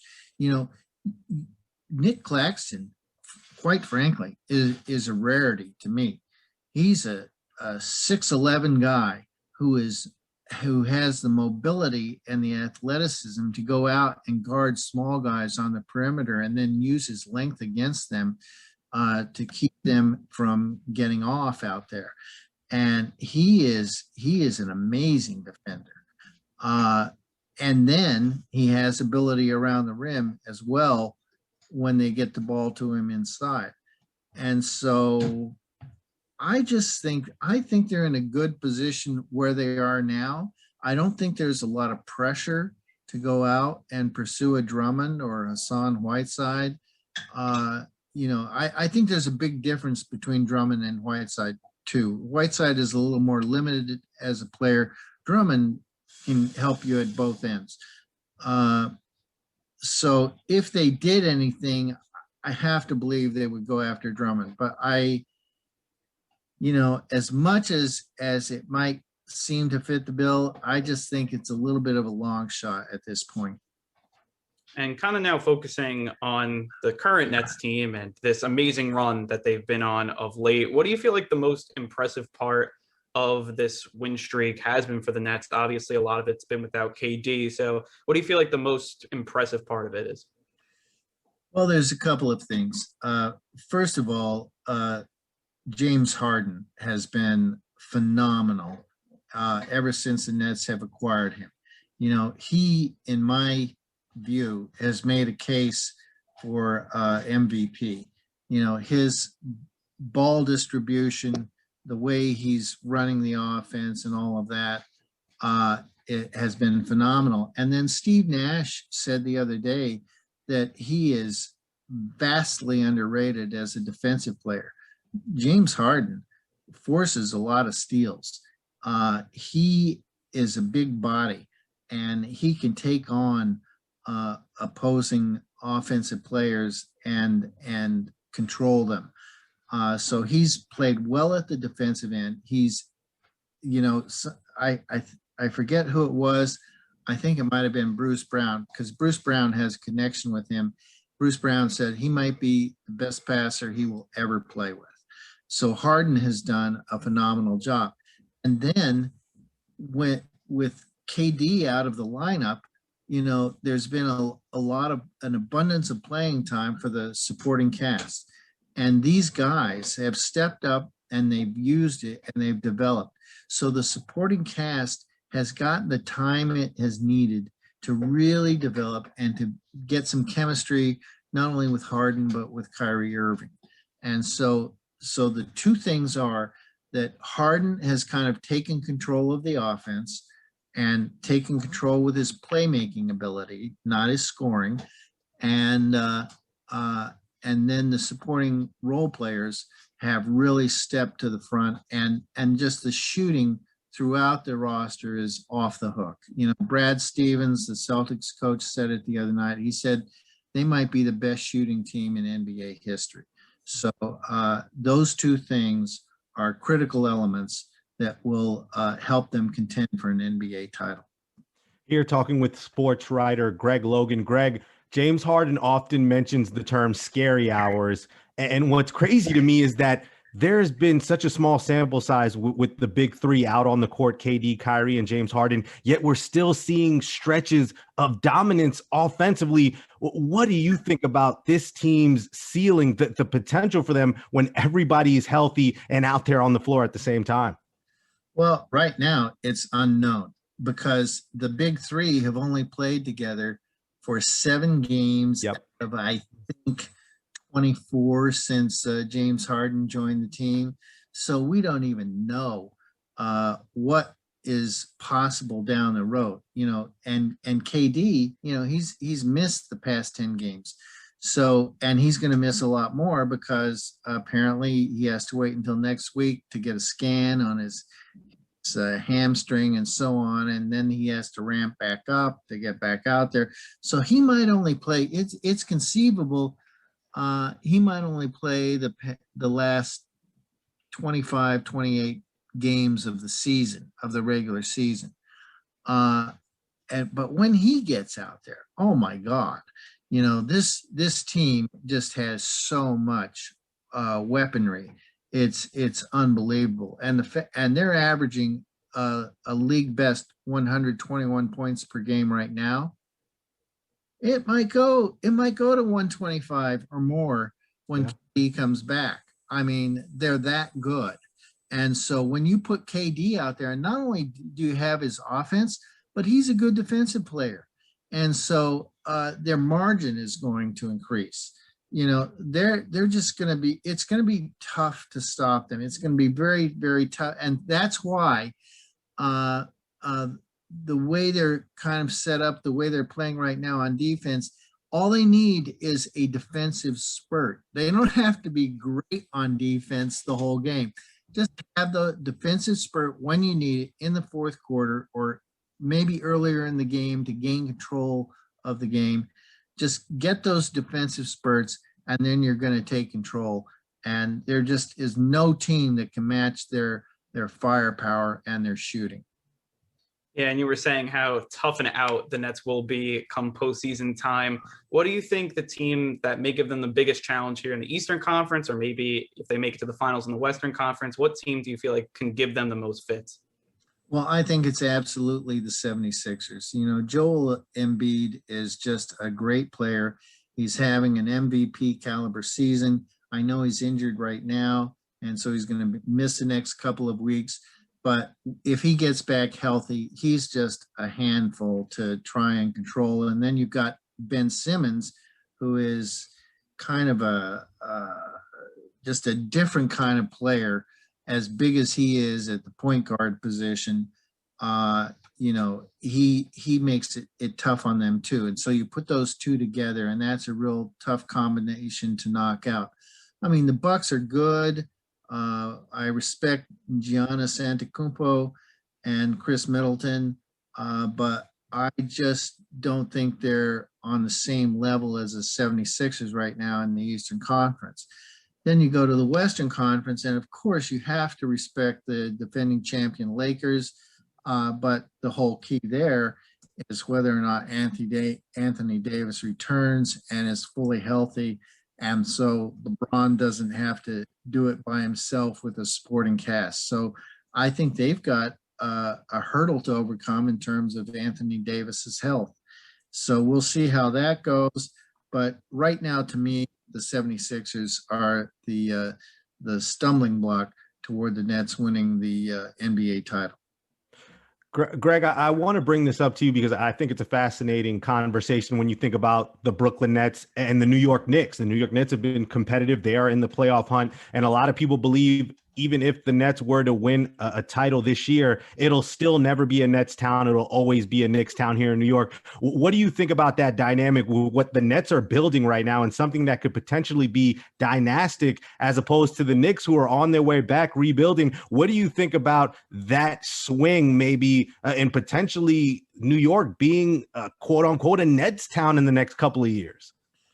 Well, if the Nets win a title, it's going to be hard to say that it's not a Nets town. At the same time, you know, the Nets several years ago during the Jason Kidd era, to me, that was the most fun team to watch in basketball. And they made 2 NBA finals, even though they didn't win. And they just dominated the Knicks during that time when Jason Kidd was playing. It was total dominance. I was covering the Knicks at that time, and they were the most fun team to watch in basketball. And yet, in terms of the fan base, you know, the Knicks are the Knicks. They have a certain kind of dedicated fan base. It goes back a long time. It's passed on from one generation to the next. You know, it's tough. It's very tough for the Nets to overcome. But, you know, now the Nets are a New York team. They're not New Jersey anymore. And they were New Jersey for a long time. But now they're Brooklyn. So I think they have developed a hard core of fans in Brooklyn whose loyalty is to the borough, quite frankly. And so there is a growing group of fans who follows them in Brooklyn. And they have been siphoned off, so to speak, from the Knicks. But still, you know, it's tough to overcome that Knicks dominance. I see it on my Twitter feed. I see it, you know, in Newsday's numbers. You know, the Knicks are the team in New York. There's no doubt about it. But the team to watch is the Nets, because they have all the players that the Knicks wanted and couldn't get, and all these players chose Nets organization because of the way that organization is run and what the players within the organization said about how much they enjoyed playing there.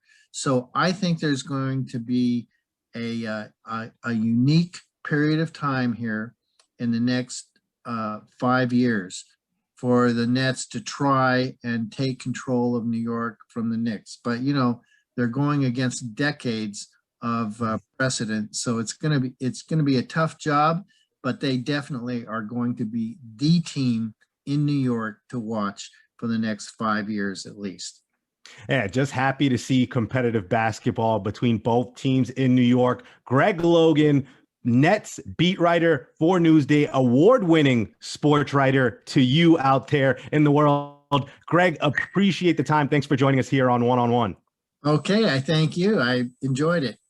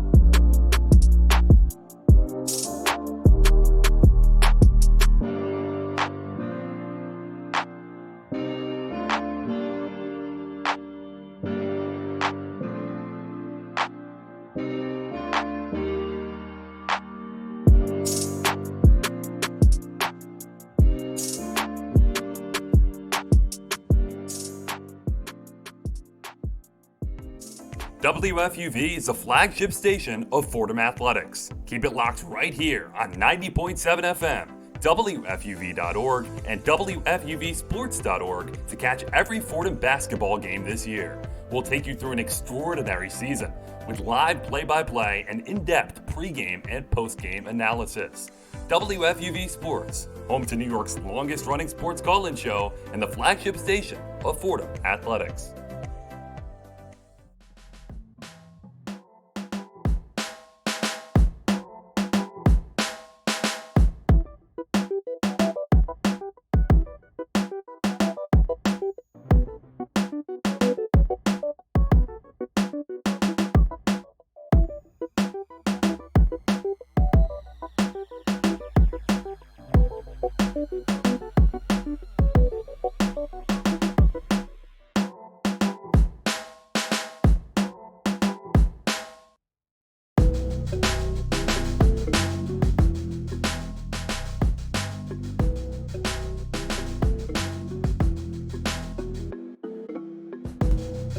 Getting close to the bottom half of the midnight hour, back here, one-on-one, New York's longest running sports call-in show, coming to you on 90.7 FM and of course on YouTube and Facebook Live. And as the great Scott Van Pelt would say, I'm not tired yet. I know Gullotta isn't tired yet, and someone else who wasn't tired yet, Greg Logan. A pleasure to welcome him, Gullotta. And both of us have been able to cover Nets games, albeit remotely for this season.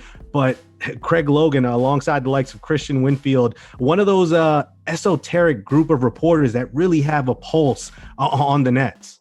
Yeah, I mean, he definitely, he's the Nets expert, one of the Nets experts. And for a team this Nets team is just like, it's very interesting because, and we talked about it a little with them, it's just like the Knicks, just because the Knicks are playing 500 ball, like everyone's so excited about the Knicks. And then like the Nets are here, have a really legitimate shot at a title. And everyone's like, the Knicks are getting the front page, the Knicks are getting this. And I mean, that's one of the most fascinating dynamics to me that we're really seeing in New York right now. Yeah, and that interview with Greg now leads us to this next segment and talking about the second half of the season now underway as teams continue to battle for position and stay in the playoff hunt. And both New York teams, again, the Nets, they have higher aspirations than the Knicks do. The Nets just a game behind back of the Philadelphia 76ers. The Nets currently stand at 25-13. As for the New York Knicks, even after that shellacking they took by Giannis and the Bucks, 19-19, still at 500, and they have that 6th seed. So Gullotta, that leads me into thinking, and we can start. Let's start with the Nets, since we're just speaking with Greg. But adding Blake Griffin, they didn't need to do that, as Greg mentioned. This is just another case of the rich getting richer and being able to do this, especially with the exemption that they got from the Spencer Dinwiddie injury that opened up some cap space for them. So getting Blake Griffin, for me, it doesn't necessarily move the needle any further because as constructed, this is a team that is expected to go to the finals. And if everyone is at full strength and healthy, As Greg mentioned, it's hard to think of a team that can match up star for star with the Brooklyn Nets, but they may not even be done yet, Gullotta. Andre Drummond, Hassan Whiteside, the longer that they go without a trade and we get closer to that March 25th deadline, the more of a chance it seems that they will eventually get bought out. And if they get bought out, that plays into the Nets' favor even more because they don't have to give anything up. They have nothing to give after that James Harden trade. So if they can get an Andre Drummond, another big in the buyout market, what can you say? It really is scary hours for the rest of the league because the Brooklyn Nets, even without their full strength of that big three, they have still shown stretches of dominance. And it just feels like if they add another piece, if they add an Andre Drummond, you can just wipe the slate clean. They are going to roll and they're going to be the champions when all is said and done.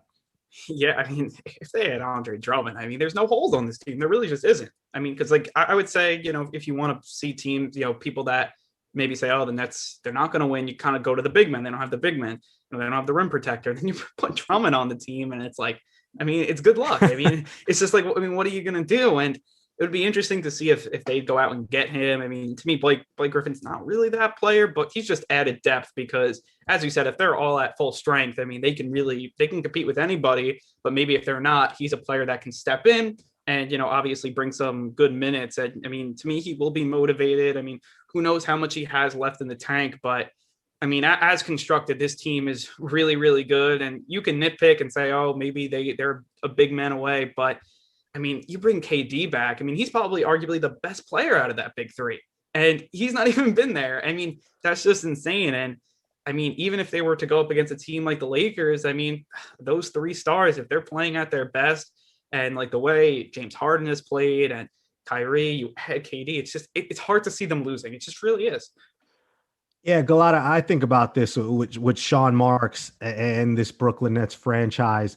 And that's the fact that maybe they know something we don't. What if Blake Griffin still has something left in the tank and he didn't use his athleticism in Detroit because it wasn't needed? They didn't need him to be that high flyer.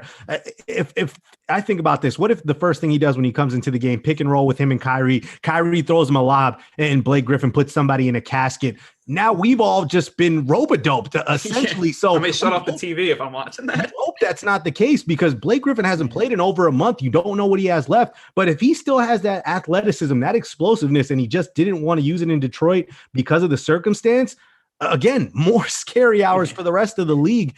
But I do think that getting a guy like Drummond or Whiteside, getting another big, it's going to help because their biggest obstacle come playoff time in the East is going to be the 76ers and Joel Embiid. He still poses a matchup nightmare for the Nets. Nick Claxton is still young and inexperienced to try and deal with Embiid. And I think DeAndre Jordan really on the back half of his career, not the defender he once was maybe 5 or 6 years ago with the Clippers. So I think for the Nets, they're going to, if they can get one of those two guys and they shore up that big position, and now you bring in Blake Griffin to kind of be the point forward coming off that second unit.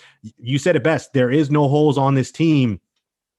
And when they're at full strength, it just feels like 2K. Like you can turn the sliders up for the opposing team. It doesn't matter. Good night, Irene. This team just has too much. And I think it doesn't matter what they do defensively, Gullotta, because when you can put up 120 points without being at full strength, I don't care how bad your defense is because there aren't many teams that can keep up with that sort of pace. I mean, yeah, I mean, when you have those three stars and especially the stature of those three guys, the way they can score, and I mean, it's just insane. I think this is like, if they're all at full strength, that's the best big three, I think, ever.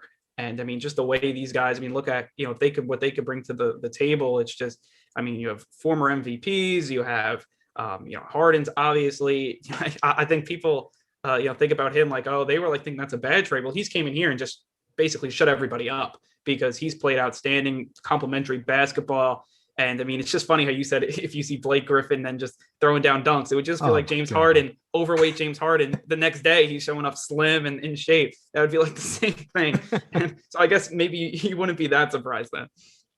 Yeah, the Nets, again, just an embarrassment of riches right now, living a very luxurious and charmed life, these Brooklyn Nets, and they're on their way to potentially starting a dynasty when you think about that big three of KD, Kyrie, and James Harden. And Harden has played himself into the MVP race for sure. I do want to discuss that other team not too far away in the borough of Manhattan. The majors, even though the Nets should be the major story, Gullotta, coming into that midway break, into that All-Star weekend, we were all talking about the Knicks. They were a game over 500. They look like a team that if they can keep up this pace, worst case, they get into that play-in tournament between seeds 7 and 10. So it looks like the way the Eastern Conference is shaking up at the bottom half there of those last 4 seeds, the Knicks have as good a chance as any, but this second half schedule for them is going to be absolutely it's going to be horrid. They're going to face a lot of great teams. I believe they have the 3rd or 4th hardest schedule right now. It's a top 5 as far as schedules are concerned, strength of schedule. And the Bucks really gave them a shellacking. Now we can attribute that to, hey, coming back from the break and, just being a little bit rusty and shaking that off. But for the Knicks, they have to play 500 basketball. If they can just stay at 500, they're going to end up in that play-in tournament. But even so, Gullotta, even if the Knicks, if they lose, 16 of 17 and go on a sort of losing streak and they find themselves as the 12th or 13th seed and that's how the season ends, can you really be upset as a Knicks fan knowing that you were able to cheer your team to nearly the final days of the regular season going into May and still be relevant? I don't think Knicks fans could ask for much more if they were to fizzle out here in the second half of the season. You're playing with house money. I mean, that's just the way it is. Because even as a Knicks fan, I'm kind of expecting them to taper off, and it hasn't happened yet. So I'm just happy watching these games. But you're even if it happens, they basically brought Knicks fans up to baseball season. If they did that, that wouldn't be so bad. I mean, if you look at what the expectations were, and right now with this Knicks team, it may be how far Julius Randle can take them. And he's a guy that leads league in minutes. I mean, he's been so good for them. And obviously an all-star having a big season. It's just, it'll be interesting to see, if they have the hard schedule, if they can keep it all together, you have all that young talent. And if they can play 500 ball and this team gets into the playoffs, that will do wonders for their young players getting that experience.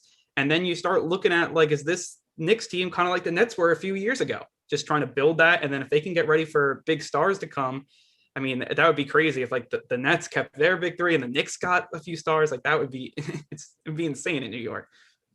Yeah, you hit the nail right on the head there as far as playing with house money. That's what the Knicks have. And I think that's why they haven't rushed to make a big move or a big splash, maybe trade for a Bradley Beal or a Zach LaVine, somebody like that. You can stay put with what you have. Everything is working. The defense is one of the best in the league. They've quietly stayed consistent offensively.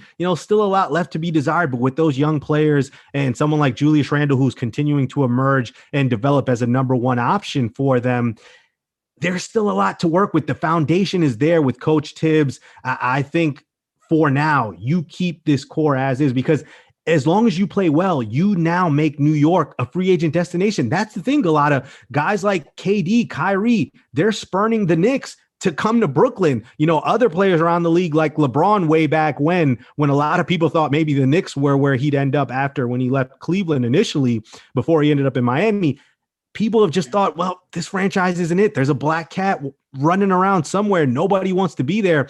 But if you can show that you can build it from the inside out, I think that makes it more attractive for free agents to say, you know what? I want to go to New York. I'm ready to win. Kind of have that mentality Austin Rivers had when he signed, or even a disgruntled superstar like a Karl Anthony Towns, somebody who might be getting fed up in their respective location saying, you know what, where can I go to win and restart and contend for a title? That may just be New York. And I think the pieces are there. So however it shakes out for them in the second half of the season, you have to be optimistic as a Knicks fan. And I think it's there. The foundation, the groundwork has been placed. And as long as you can build on that and maybe add a few pieces via free agency or trade without having to mortgage your future, I think the Knicks are in prime position right now to, as you just mentioned and you alluded to maybe be like the Brooklyn Nets a few years down the line where they have a couple of superstars and they have a team that could potentially win multiple championships. Yeah, I mean, exactly. And like they're building a program, which is just great to see. And I think, like, as you said, like when you're talking about LeBron or, maybe the KD, Kyrie and all the Knicks fans, like, oh, we're going to get these big stars. Like when you look at James Dolan, he was like, oh, you get to play in MSG. Like that's the big thing. Like you're definitely going to come. And that wasn't the case. And then now it seems like they learned you got to have the infrastructure. You got to have the program in place, got to have the foundation. And then, you can then go to New York, be in MSG and have all the bright lights on you. And I mean, if they brought stars in here and they won a championship, I mean, whoever's leading that team, I mean, they're going to be known as the saviors. They're going to be like that's the kind of thing you can kind of push to a free agent if they have the infrastructure. Like you can be the guy that led the Knicks to their first championship in a billion years. And that's something that I think guys, big stars, they're going to be like, we can do this. Like, and I really think some players, like, I'm up for the challenge. That's my thing. If you win a championship with the Knicks, I think that is worth much more than what this big three of KD, Kyrie, and James Harden can do. Even if they pull off 3 in 5 years, it just feels different with the Knicks. It resonates because, the Nets came from New Jersey. They're not really ours. The Knicks are ours. Even though I'm a Spurs fan, my heart wants to see the Knicks do well because I'm just tired of them being this decrepit franchise that just at this point is vapid.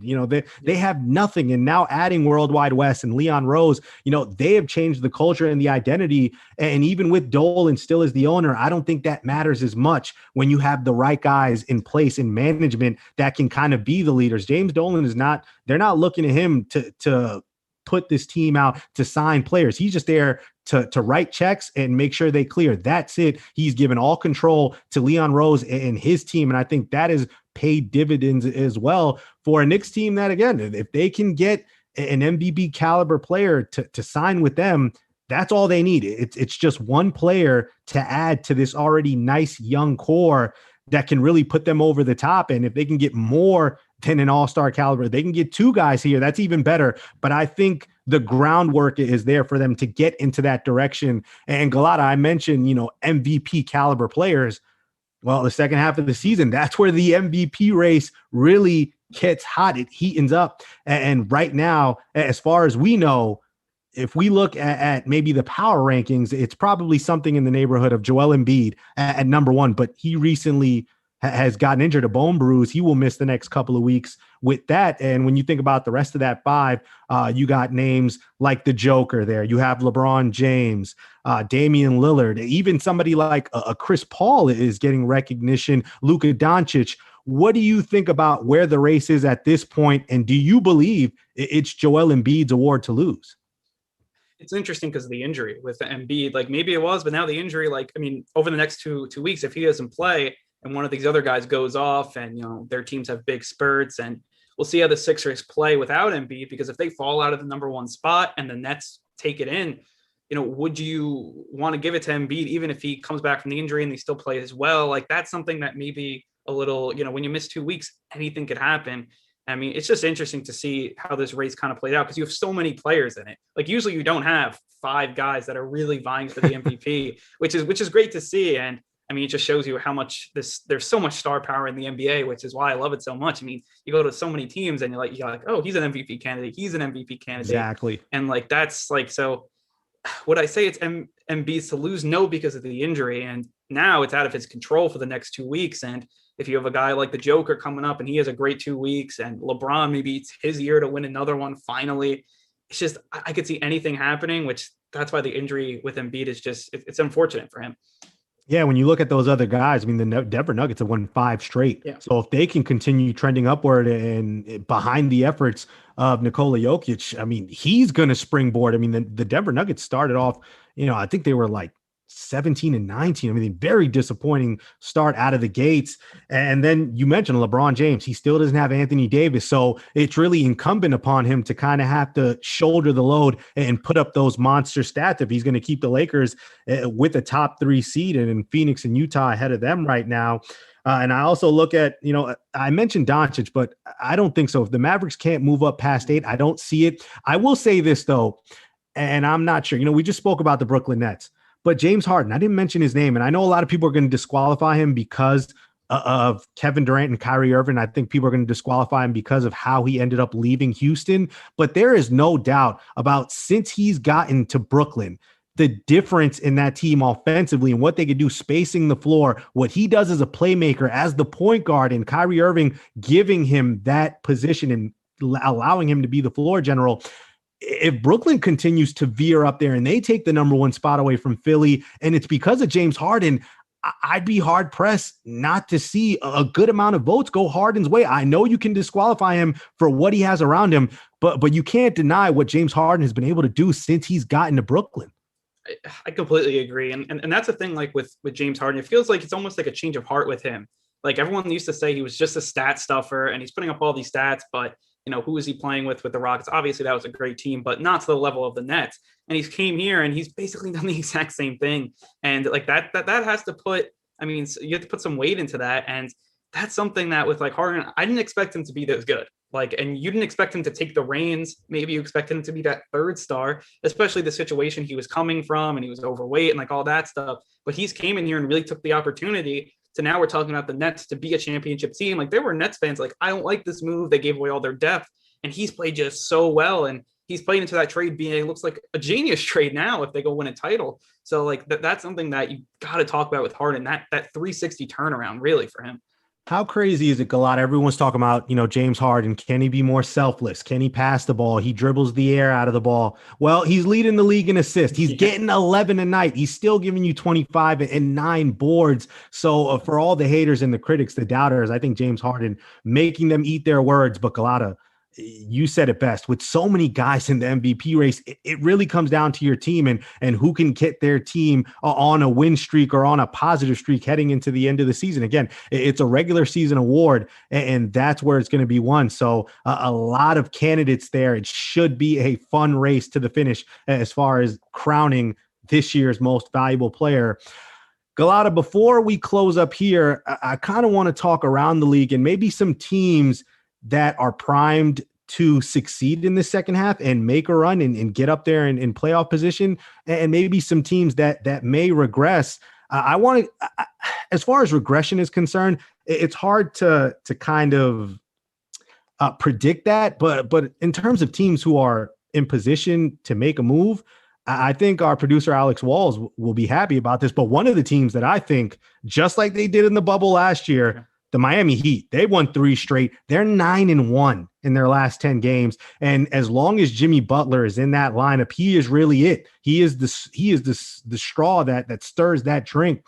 And you can never count Pat Riley out. He could potentially make a move in the next 12 days. If he can add another piece, maybe a stretch 4, Miami is in position where they could find themselves with the top 4 seed, and they've already shown in the postseason they've beaten Milwaukee, so they're not going to be scared. They won't be scared of Philly. They won't be scared of Brooklyn. So I think that's a team with how battle tested they've been. If they continue trending upwards, watch out for the Miami Heat. That is a team right there that I think people forgot about because of their slow start. But now with everyone healthy, they're starting to make their move upwards in the Eastern Conference. Yeah, it took the words right from me. Like that's the team for me for the Eastern Conference. Like, and just also like the way they played in the playoffs last year. And if they can get that same magic back, that team is just, it's really, to me, they're a fun team to watch too. So I really hope that they play well, but they're a team that I could see them making a move too, which would be interesting if you can pair Jimmy Butler with someone. But yeah, they're definitely my team in the Eastern Conference. And especially because really besides the Nets, the Sixers, and it's kind of like everybody else. So maybe they're a team that can jump up into there. And then for me, the improvement kind of in the Western Conference, I want to look at the Nuggets we talked about, the Joker. That team, if they can kind of get everything right, another team in the bubble that played really well. And just, you look at the way the Joker is playing when basically averaging a triple-double and what he's doing as a big man, basically revolutionizing the position. That's another team where I could see them ascending. It's going to be a little more difficult in the Western Conference just because it's a better conference, but I do like them as well. Yeah, and if I would say a team that's going to regress, I have to think Utah is not going to keep up at that pace. 28-9, I have to think they'll suffer a lull at some point and open the door. Phoenix is 2.5 back. The Lakers are 3.5 back. I don't expect the Jazz to keep that number 1 seed, so we'll see there. But it's, to me, when you think about it, having Utah at the top, Philly's atop, and you think about a team like Phoenix, they're second. The further we go into the season, the further these teams can keep their position. If you're the Lakers, if you're the Clippers, if you're the Nuggets, you want home court advantage. I mean, that's important, especially with fans back in the stands, especially come postseason time. A lot of these cities are going to have 50%, maybe even more capacity there. So you don't want to give a team like Utah, Phoenix, these advantages. But then again, when you're LeBron James, you don't really care. You'll go anywhere you want and beat whoever you want. But I think we're seeing parity there, and there are different teams around the top, and that's all really you can ask for in a diverse, competitive season. Yeah, I completely agree. And that's something with the NBA. Everyone talks about, oh, it's only these top two teams, and those two teams are going to be the same. And this year it's been different, I feel. I mean, like, and maybe that's because of like the short off season and stuff like that.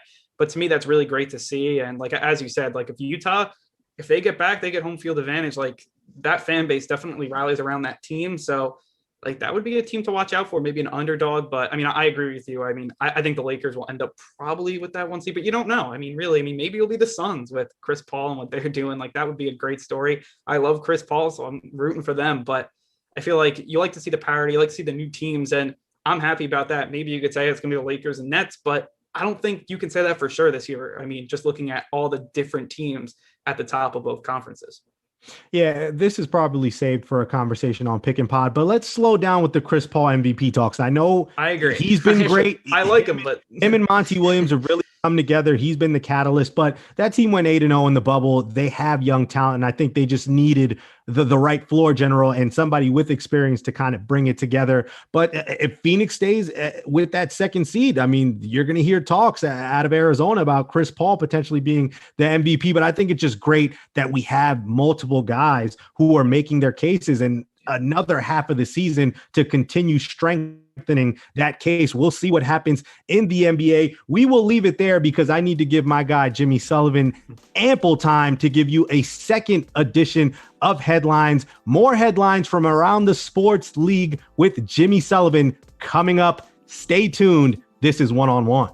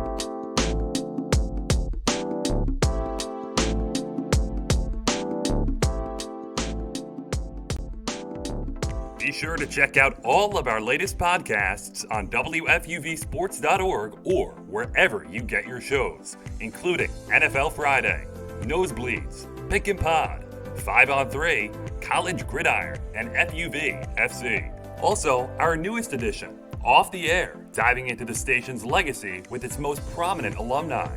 WFUV Sports, home to New York's longest-running sports call-in show and the flagship station of Fordham Athletics. It's WFUV and WFUV HD, New York. Listener-supported public media from Fordham, the Jesuit University of New York. Right here on 90.7 FM, WFUV.org, and WFUVsports.org. This is One on One, New York's longest-running sports call-in show on 90.7 FM, WFUV.org, and WFUVsports.org.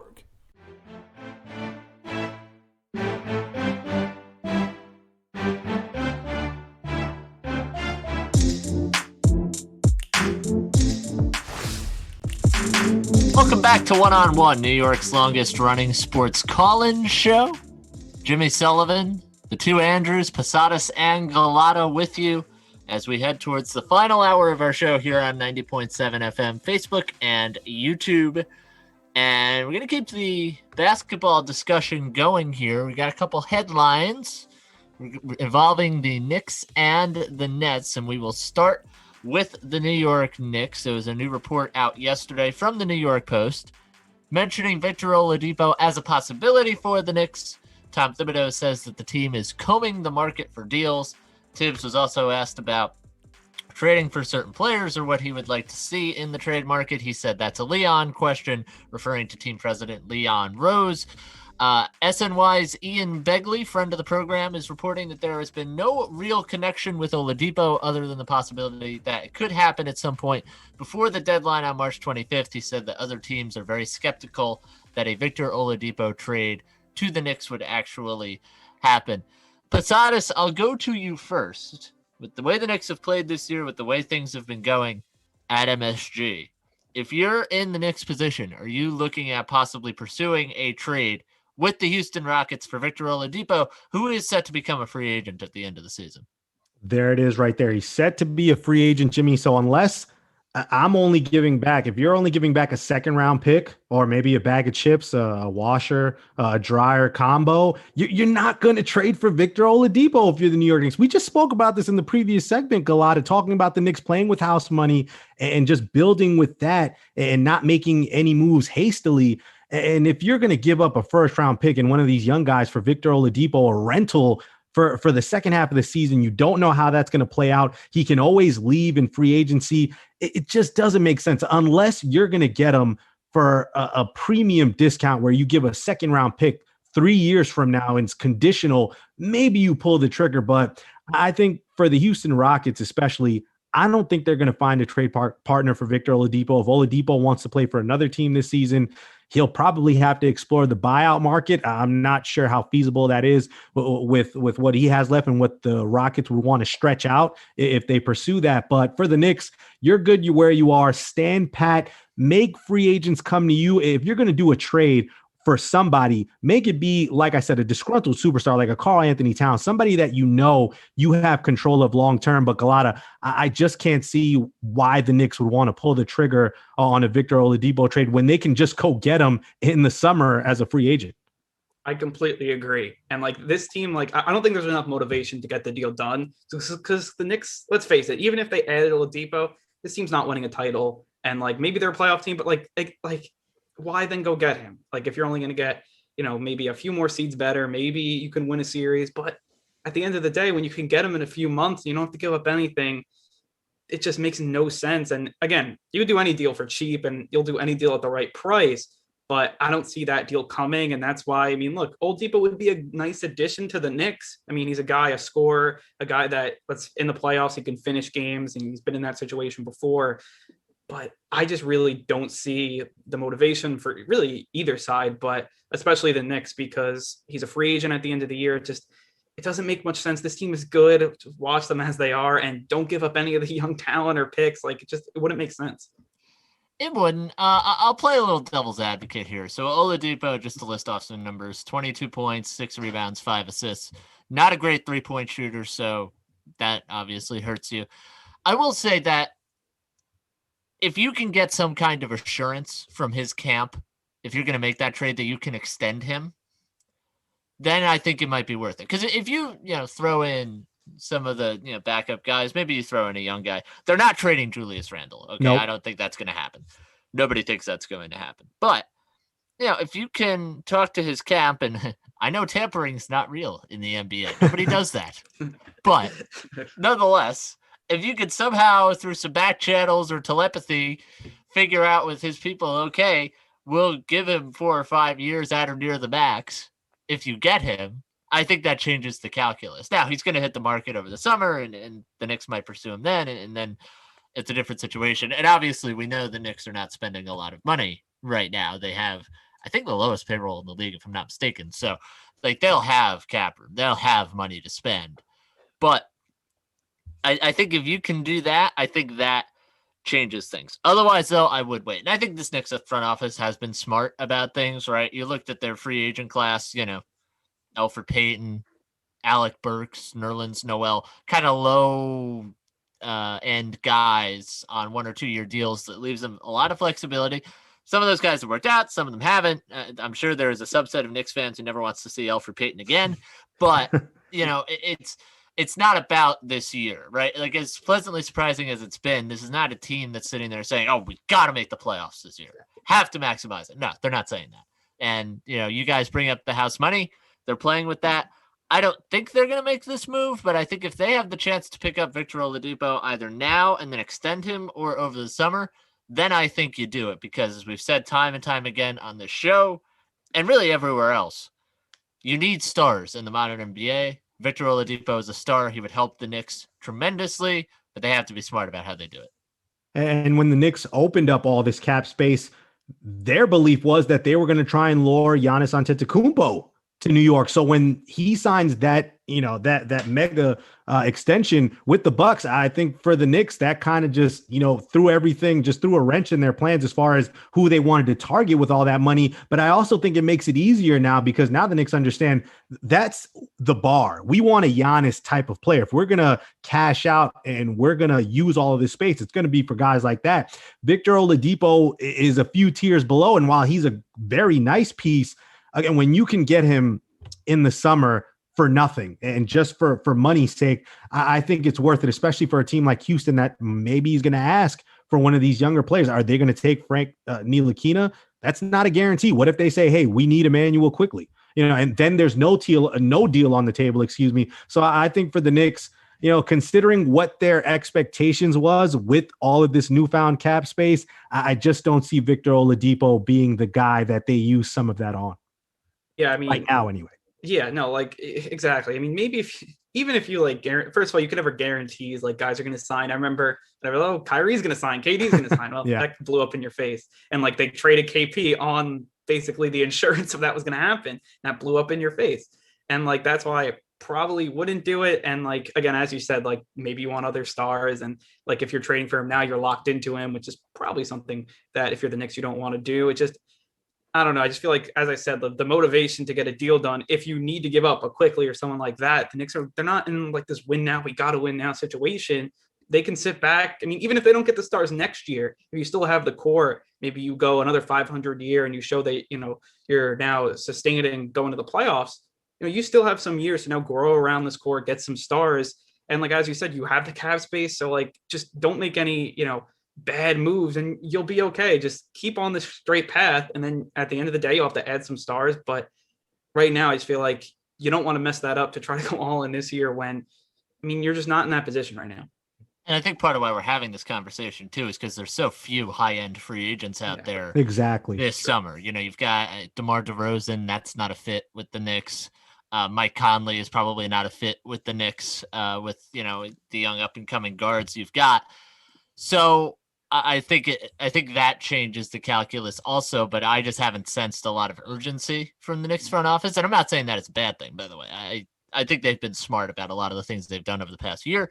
Also, just worth mentioning before we move on, there was a TikTok piece in the New York Post this week from Yaron Weitzman about maybe some friction in the Knicks front office. I don't know if I buy it or not, to be honest, but I always find those stories interesting.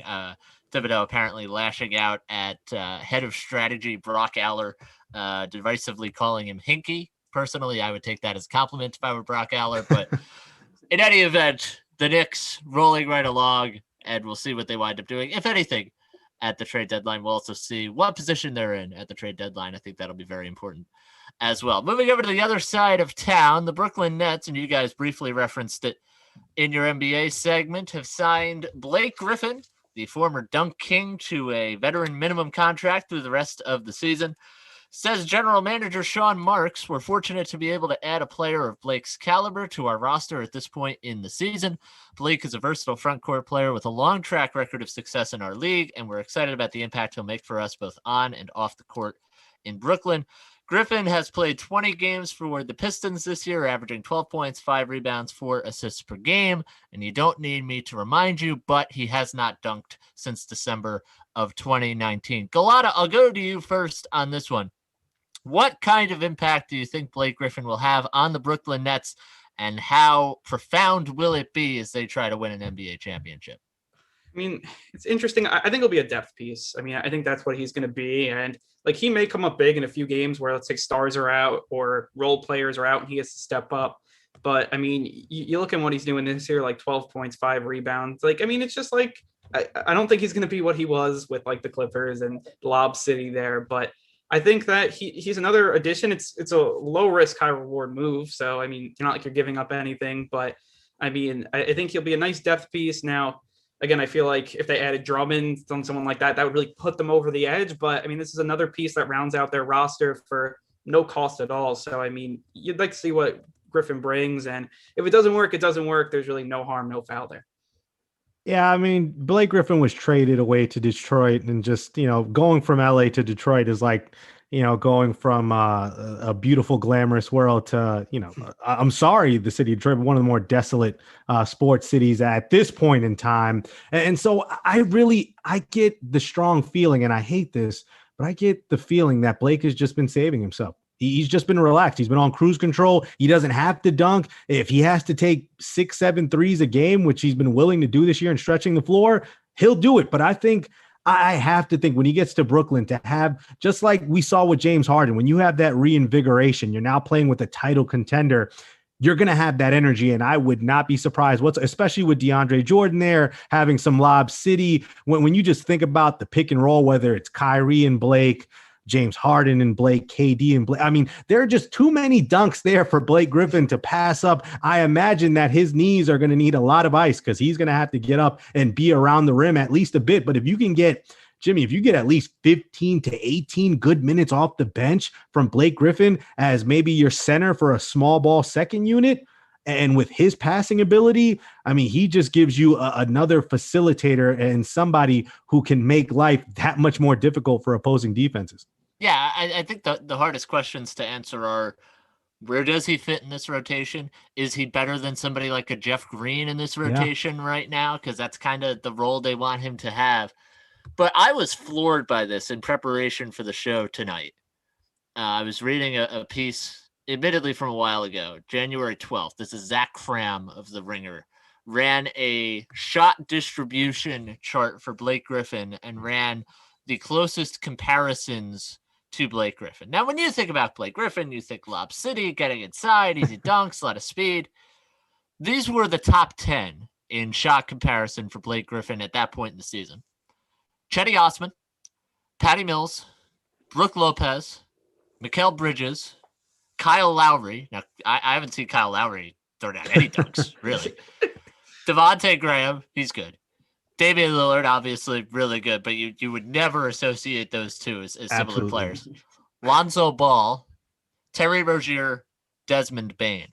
Blake Griffin, by the way, is the worst shooter out of those 10 by percentage. I don't know if that still stands up or not, but nonetheless, I mean, he's been willing to shoot. He's not a great shooter, but I'll be interested to see what he can give the Nets. And, he's not playing tonight, earlier tonight, I should say, against the Pistons. But this is a guy who did a very distinguishable thing well, tried to branch out, is very hobbled, 31 years old. I still think he has something left to give, but I've got a lot of questions about what exactly that looks like and what he can do for the Nets. I think he's a space out, 4, maybe a 5 coming off the bench, as you said, Gullotta for the Nets. But I don't think he's going to be some huge piece of this title run. I think them getting him at the veterans minimum is fine. They're not forking over a terrific amount for him, but I don't see him as, some huge piece to this team. I just can't. I see the graphics with, the big three that the Nets have and Blake Griffin, and I just think that's so mismatched because that's absolutely not what he's going to be on this team. Yeah, I mean, it's almost like, I guess, like the Ray Allen. I mean, this is like, could be a good comparison depending how he plays, but like the Ray Allen adding to the Heat, kind of like guy passes prime, but maybe can add, some big shots down the line. I mean, if Griffin makes this like James Harden kind of turnaround, going from like, I don't dunk to now skying up and catching lobs, I would just be like, oh my, like these Nets, I mean, what are they giving these guys to completely turn them around? I mean, if that happens, it's like, it's almost good luck to the league. And like, if he's a bench guy, gives them the minutes that they need, and a team that if injuries happen, they could be, the depth really isn't there. So he can add, if he gives you 20 minutes, 18 minutes, as you said, like that's pretty solid off the bench. And, you're not giving up a lot. So, I mean, we'll just have to see what happens. Can they make another move? Yes. So it keeps that door open as well. And even if you don't make a move, you got a great team that's going to vie for a championship. So I guess it could really just be a win-win for them. See, Jimmy, you bringing up the fact that he's the worst shooter compared to those other guys in terms of selection and taking those shots only further reinforces my thought process that he's not coming there to be a shooter. I mean, he might space the floor and knock down some mid-range shots and be a pick and roll ball handler for others. But I have to think he's going to go back to the paint. And the fact that he hasn't had to do much in Detroit, that's really Jeremy Grant's team at this point after signing and leaving Denver to go there. I just have to think there's an extra gear and some just juice left in the tank for Blake Griffin that we don't know about. And it's one of the better rope-a-dopes. We're all sitting here thinking, well, Blake, he's going to be a Chris Bosh and just, stretch out and be that three-point shooter. I really don't think so. I think he's going to work a lot in the pick and roll. He's going to attack the paint. And I think that just knowing that now he is in serious contention, even with the Clippers, I think a lot of us always used to think, well, the Clippers are going to get bounced in the semifinals anyway. But being with this team, a team that everyone expects wholeheartedly to be in the NBA Finals to represent the Eastern Conference, I think knowing that Blake is going to be incredibly motivated to show everybody that even at 31 still has a lot to offer a team like the Nets. I will say, whenever Blake Griffin's first game is with the Nets, if he dunks, I'm going to scream. That's I'm going to turn the television off and it's over. Yeah. The NBA season is done. The Brooklyn Nets are your 2020-2021 NBA champions. That's it. It would be like it's like another hoodwink. I mean, like these guys, they're doing what like the Rock like to Harden to try to get out of Houston. Is Blake Griffin doing the same thing? Just like, I will not dunk. Once I go to the Nets, I'm just going to throw down and make it seem like Lob City. I mean, I know he's had the injuries. I mean, 31, it's not too old though. I mean, he probably does have something left in the tank. And I mean, if he's dunking and like, I can't even like, just like, I'm trying to visualize it. I'd be like, this team is just like too good. Like you're adding all of these former stars. I mean, it really is just good luck. Yeah. So we'll see what actually happens with the Nets, but I'll be interested to see how it progresses. I do think there's a role here for Blake Griffin, but I don't think it's going to be what we were used to. Now, if he gives them more than we're expecting, then that's a huge win for the Nets in terms of what they're actually paying to get him. But I don't think it's necessarily fair to expect that. Not at this point in Blake Griffin's career with all the injuries he's dealt with over the last few years. I just don't think that's going to be what we're seeing when he finally does hit the floor in Brooklyn, whenever that is. Yeah, Jimmy, I don't want to end up like that famous Stephen A. Video. We've been hoodwinked, bamboozled, led astray. I mean, it's run amok. Yeah, I just flat out deceived. I hope that is not the case, because if that is, the Nets are playing 3D chess and the rest of us here are playing with a broken checkers board, because the Brooklyn Nets are just getting better. And if they add an Andre Drummond and Hassan Whiteside, they add another big to battle the likes of Joel Embiid. Jimmy, who's stopping this team? Because I don't know. If they add another big, it feels like even LeBron James and Anthony Davis at full health, there's no team that can go star for star with the Brooklyn Nets. You know who could? The Milwaukee Bucks. Jimmy, if you're gonna die on that hill, I'm gonna have to bring you water and food every now and then. I've been dying on it for a year, Andrew, yeah, that's what I'm saying. I don't want you up there anymore. It's not a good place to be. That hill is very, very steep, and the fall down is not good, my friend. No, I'm coming down soon. Don't worry. I'm gonna be like one of those kids at Williamsport every year when they slide down the hill in the outfield. That's gonna be me very soon. Don't worry. The cardboard slab. I always wanted to do that. Bring a cardboard box, go to Williamsport, and just go down there for like 3 hours straight. Just to go back and forth. Bring my dog. It feels like, see, those are the things that, hopefully when we have that back, those are the instances that you love to see on television. Love seeing kids just enjoying sports, man. That's it right there. For sure. Yeah, my friends, we'll leave it at that. Jimmy, thank you again for the headlines tonight. You will be back a little bit later to preview Selection Sunday as we close out the show with some March Madness. But before that, we bring in another Greg to the program, this time Greg Picker. radio color commentator for the New York Islanders. He will give us that hockey talk. I know there's a lot of fans wondering, FUV guys, when are we going to talk hockey? Let's talk that hockey. Well, we're going to give you some hockey talk, go over the New York Islanders, what they're doing, their recent successes, and how they will go moving forward without their team captain, Anders Lee, out indefinitely with a lower body injury. More with Greg Picker, Gullotta, and I after this break. Stay tuned. One-on-one. We'll be back.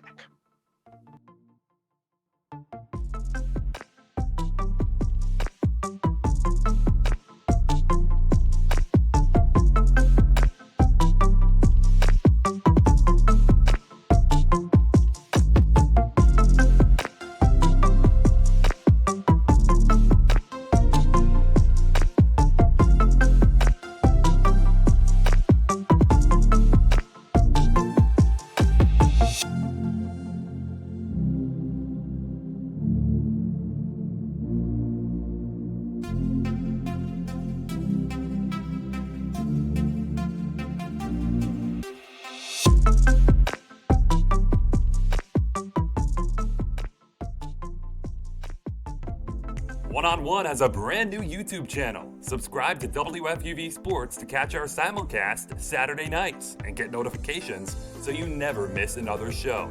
Miss the show? You can find on-demand segments, interviews, and highlights every week.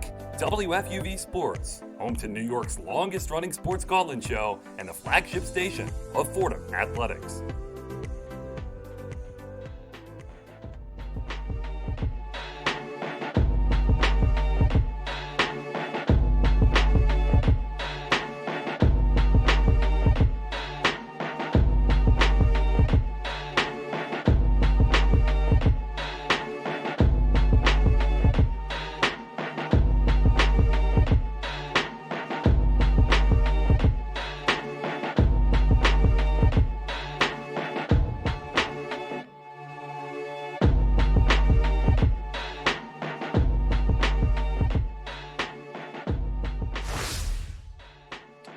This is One-on-One, New York's longest running sports call-in show. Andrew Posadas, Andrew Gullotta. A pleasure to welcome in our next guest. He is the radio color commentator for the New York Islanders, Greg Picker. Greg, a pleasure to bring you here onto the program.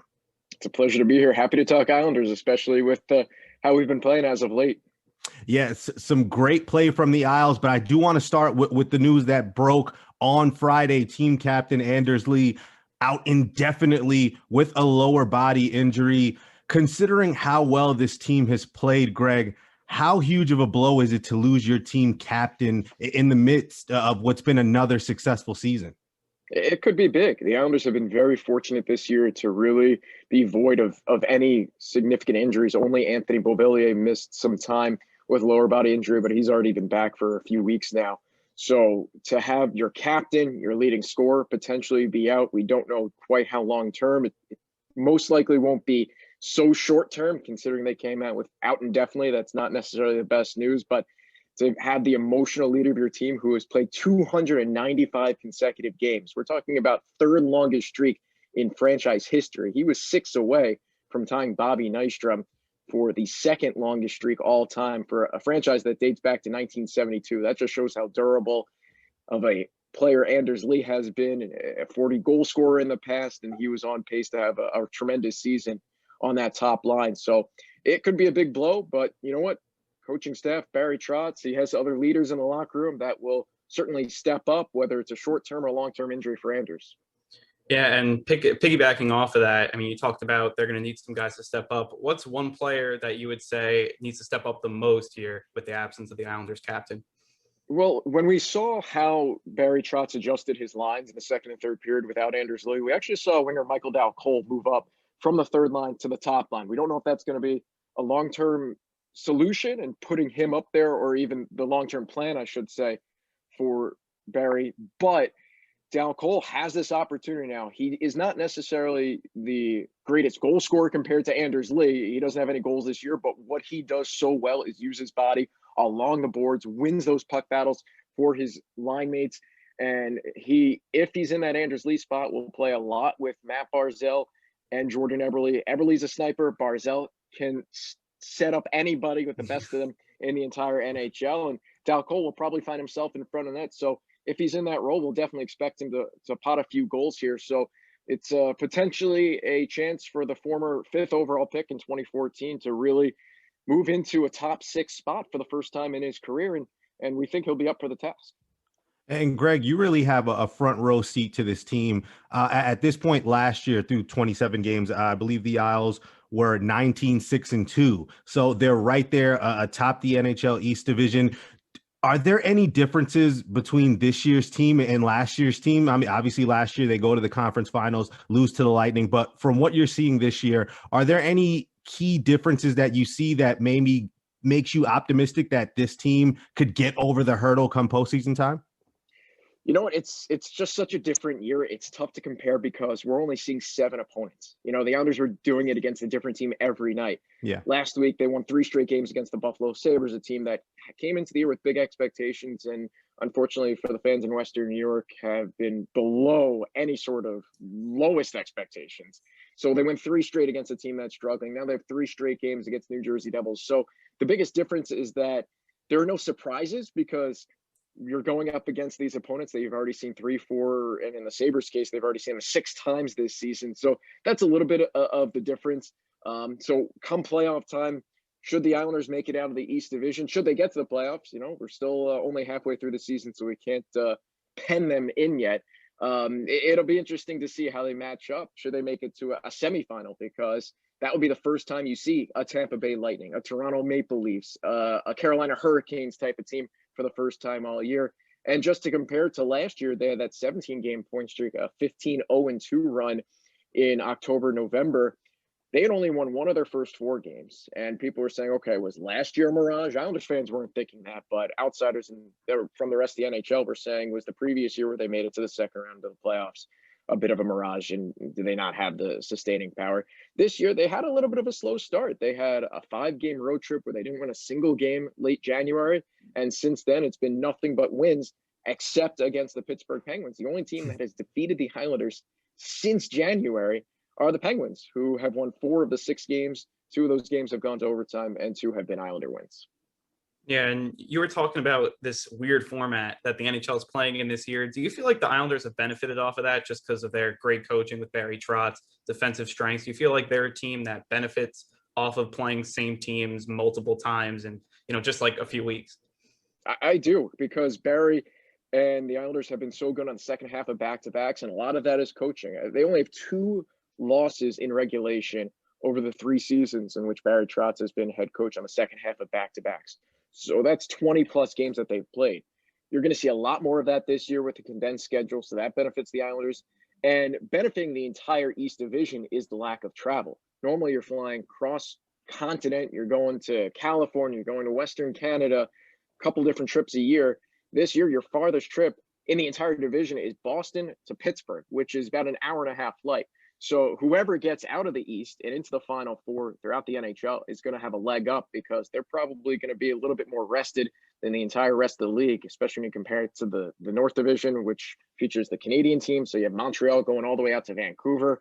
Totally different ball game for the East Division that is mostly bus trips for the Islanders this year. Yeah, and you look at some of those teams in the East, whether it's the Caps or the Penguins. When you look at the hierarchy right now in the middle of the season, where would you put the Islanders among the best in the elite in the NHL right now? I think what you have to do is really break it down 5 versus 3, because although the Rangers have had a couple of wins last week that started to get them back into the mix, they've lost 3 in a row now, and it's created a little bit more of that separation. And so you have 4 playoff spots this year, and almost halfway through the year, it looks like it's 5 teams competing for 3 spots. So you have the Islanders in first, the Capitals, Penguins, Bruins, and Flyers. Though the Flyers have not been as hot as of late as say the Islanders, Capitals, and Penguins, who have all won 7 or more of their last 10 games.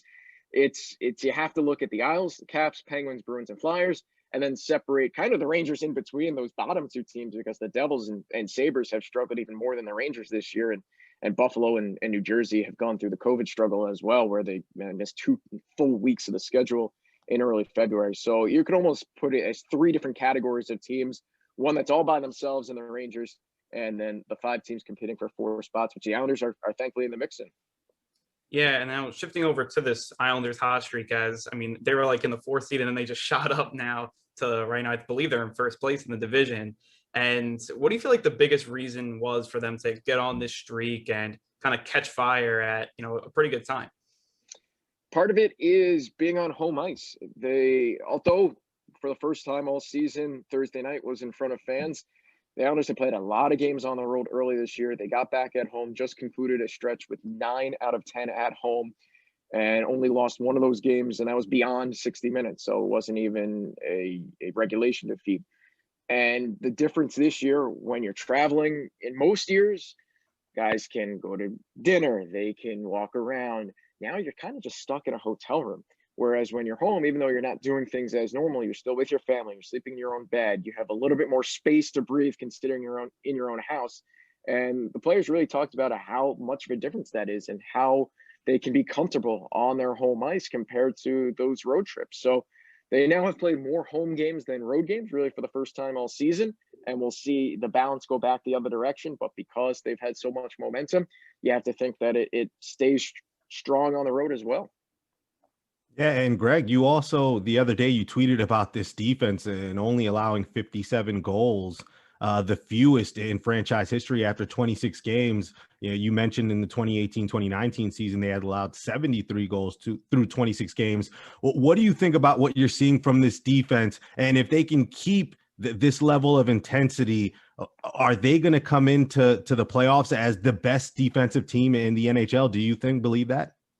I would have to think so. I mean, there are a couple other teams that have been in that realm as well, with really allowing around 2 goals per game. But outsiders, of course, when I say outsiders, I mean anybody that's not an Islander fan or Islander person, like to call the Islanders boring, because the way that they won in the playoffs was go ahead by a goal or two, lock things down, and not allow your opponent to get maybe even 2 shots in the entire third period. So they play a playoff style of hockey during the regular season, maybe more than any other team.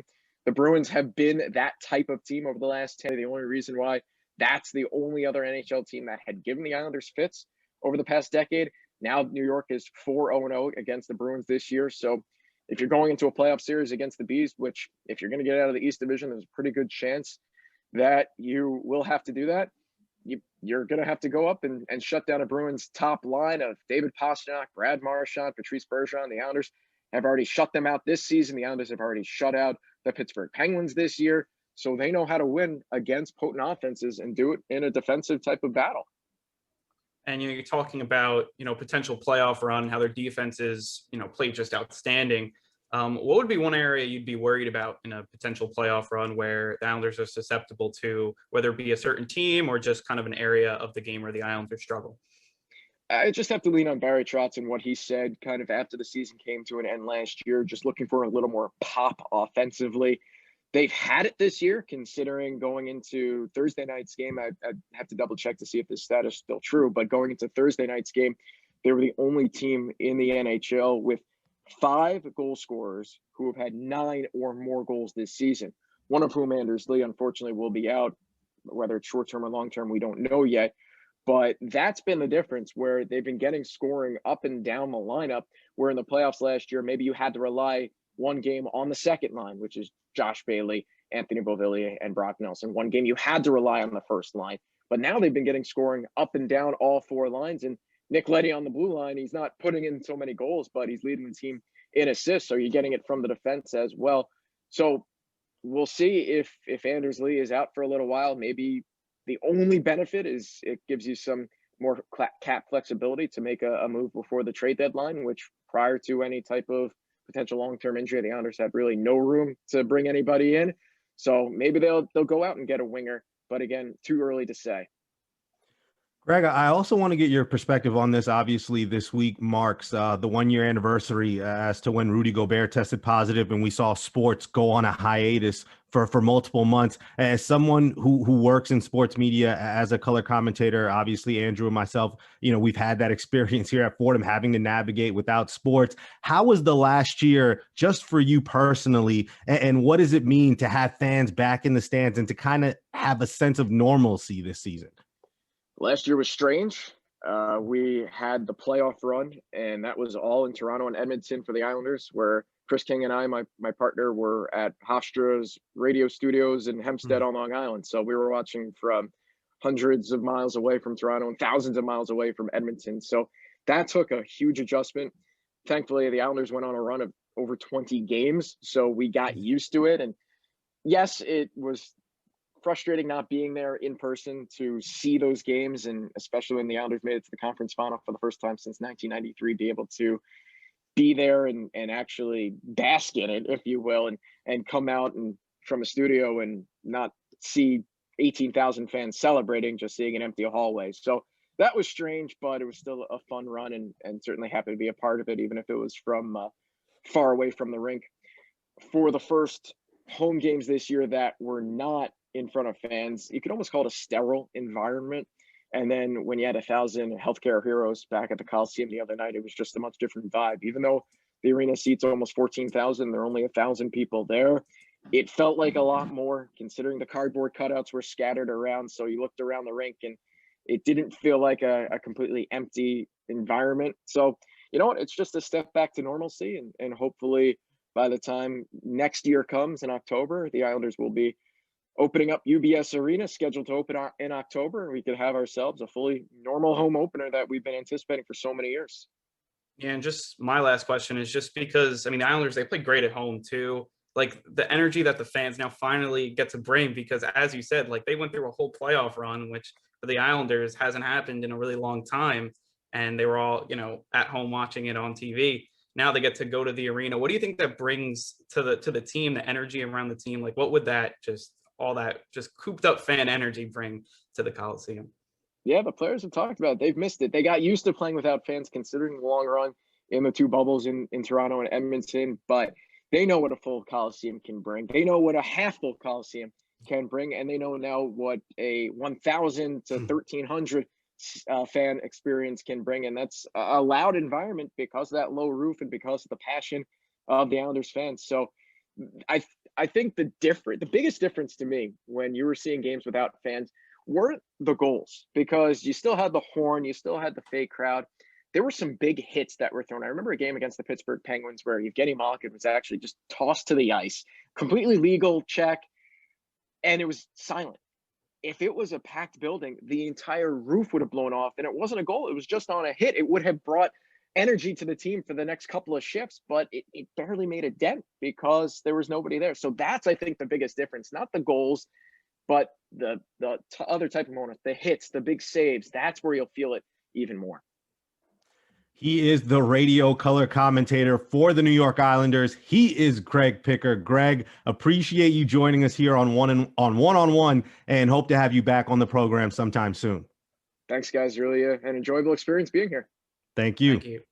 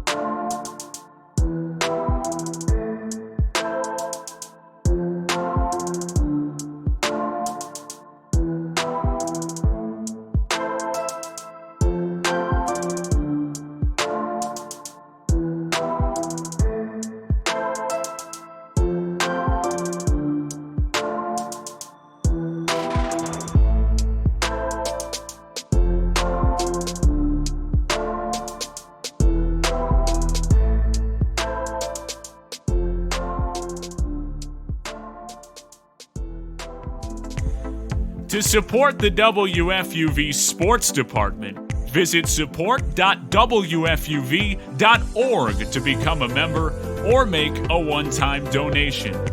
WFUV Sports, home to New York's longest-running sports call-in show and the flagship station of Fordham Athletics.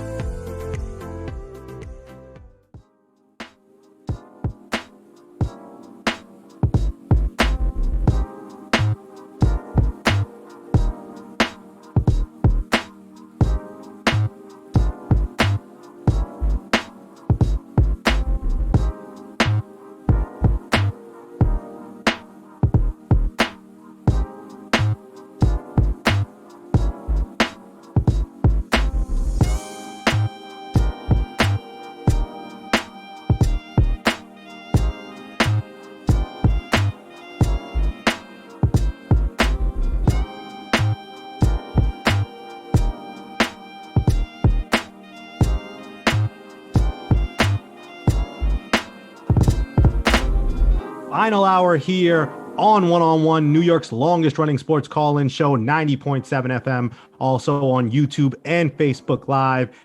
Andrew Posadas, Andrew Gullotta, and we are technically now, it is Sunday, and so Gullotta, and I bring in Jimmy Sullivan as well for our final topic of the night. Do you hear that music in the background? Obviously, we can't play it or else CBS will sue us for everything that we're worth, but it's that dun-dun-dun-dun-dun-dun-dun-dun-dun-dun. That's right, people. Later on today, Selection Sunday, we will find out who the teams are, the lucky ones that are going to Indy for this unprecedented style and format of NCAA tournament. A lot of things still to hash out in the next hours or so as conference tournaments are finishing up and teams on the bubble are hoping that their bubble doesn't get burst at some point on Sunday. So guys, I want to start it off with probably the most important question. I think head and shoulders, Gonzaga has proven that they are by far the best team in the country. And that now begs the question going in to March Madness with the best team in college basketball. It's always, are you taking them or the rest of the field? So Jimmy, I'm looking at you first. When you look at this Gonzaga team, they are dominant, but this is a very, very unique situation, unique season amid the pandemic. But when you think about this tournament, are you taking Gonzaga over the rest of the field? Probably. I'm not going to say 100% sure because there are no sureties until you see the bracket and the matchups and all that. I think it's hard not to. And there was a lot of conjecture about a team like Baylor, for example, being able to play Gonzaga. To be honest with you, I'm kind of out on Baylor at this point. They have lost a couple games recently. They lost to Kansas in the regular season. They got knocked out of the Big 12 tournament, I should say. They have 10 teams, but it's confusing. The Big 12 tournament by Oklahoma State and Kate Cunningham on Friday night. They were unconvincing in their quarterfinal game against Kansas State, who's not going to be in the tournament. So I'm not sold on Baylor.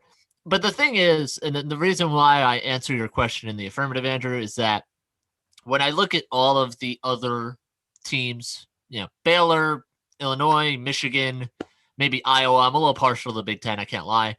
But as I look at those teams, I can find a way to talk my way out of all of those teams. And on down the line, by the way, there's plenty more teams just like that. It's very hard for me to talk my way out of Gonzaga. This is a team that, you've got Jalen Suggs, who's a great NBA draft prospect. Corey Kispert has a decent case for National Player of the Year. Drew Timmy's really good. This is just a great, great team. And the other night they played BYU. BYU came out firing. They could not miss in the first, 25 minutes of that game, basically.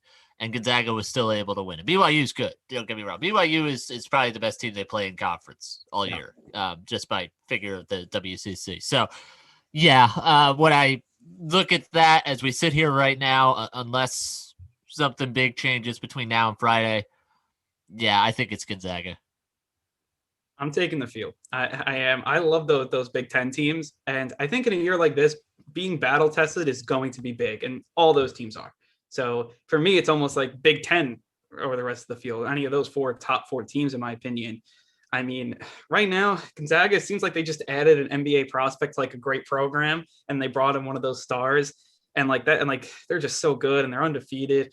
But I almost feel like being undefeated is not good in this sense because, you haven't seen a team beat you. And like, then you could, especially really good teams, they're really good at basically playing off of that. And then basically knowing how we struggle. And then you can then basically make it better. And when you have that great program with Gonzaga, Mark Few, I would almost rather see them lose a game than so they can fix it. And then just like when you're trying to be undefeated, it's like that streak and the pressure there is just so big. And then with these Big Ten teams, they've played some really good teams in conference tournament regular season that I really like. One of those teams, the one I like most is Iowa, just to what they're doing. Luka Garza is just, really a great player. And again, I feel like they're going to run into one of those teams. I think they'll make a deep run, but I think they're going to run into one of those teams and ultimately lose. Yeah, I'm torn because on any given year, I mean, you're always going to take the field, even with a great dominant college basketball team. And just because on any given moment, any given night, you can lose. But as Jimmy alluded to, this is not your typical Gonzaga team that's happy-go-lucky. We have a couple guys who may be fringe NBA players, and we do it collectively. No, there are some talented players on this team, and there are no holes. This team can play defense. Offensively, they can score with anybody. If you want it fast-paced, half-court, Huey does. He has just done a masterful job there, and I think this season they are hell-bent to show everyone that those 25 years of success, it can culminate in that national title that a lot of people over there in Washington are looking for over there in Spokane. But it's going to be difficult because I think teams like Michigan, a team like, the Illini, very young, but so talented. And if they can just put it together, they can give Gonzaga their best shot. But when you see a team like BYU, just hand them a first half haymaker like that. And for Gonzaga to get up and say, all right, that's your best shot. Let's give you our best shot and see if you can keep up with this and then go on to win that game rather easily. I think it speaks volumes. And Jimmy, that's a Gonzaga team. Whichever other 15 teams are on that side of the bracket, I'm sure a lot of them are going to be planning for maybe early round exits if Gonzaga's around. Yeah. And I think also this to me is different than Kentucky a few years ago when they were undefeated. ESPN was putting Kentucky's games on every night. They were hyping it like crazy. They had the commercials with the Nelly song. Like it was, it was a very big deal. And nothing against Gonzaga, but I didn't see them doing that for Gonzaga because of the schedule, because, it's a much harder sell when you've got Gonzaga versus San Francisco, for example. To me, I don't see it quite the same way. And I think if Gonzaga were to finish the season undefeated, I think a lot of people won't see it the same way as, say, a blue blood power finishing undefeated, especially given the nature of this season, where I almost feel like in some ways it's easier to go undefeated if you stay healthy because there's less games. I don't know. But yeah, I don't think it's the same at all.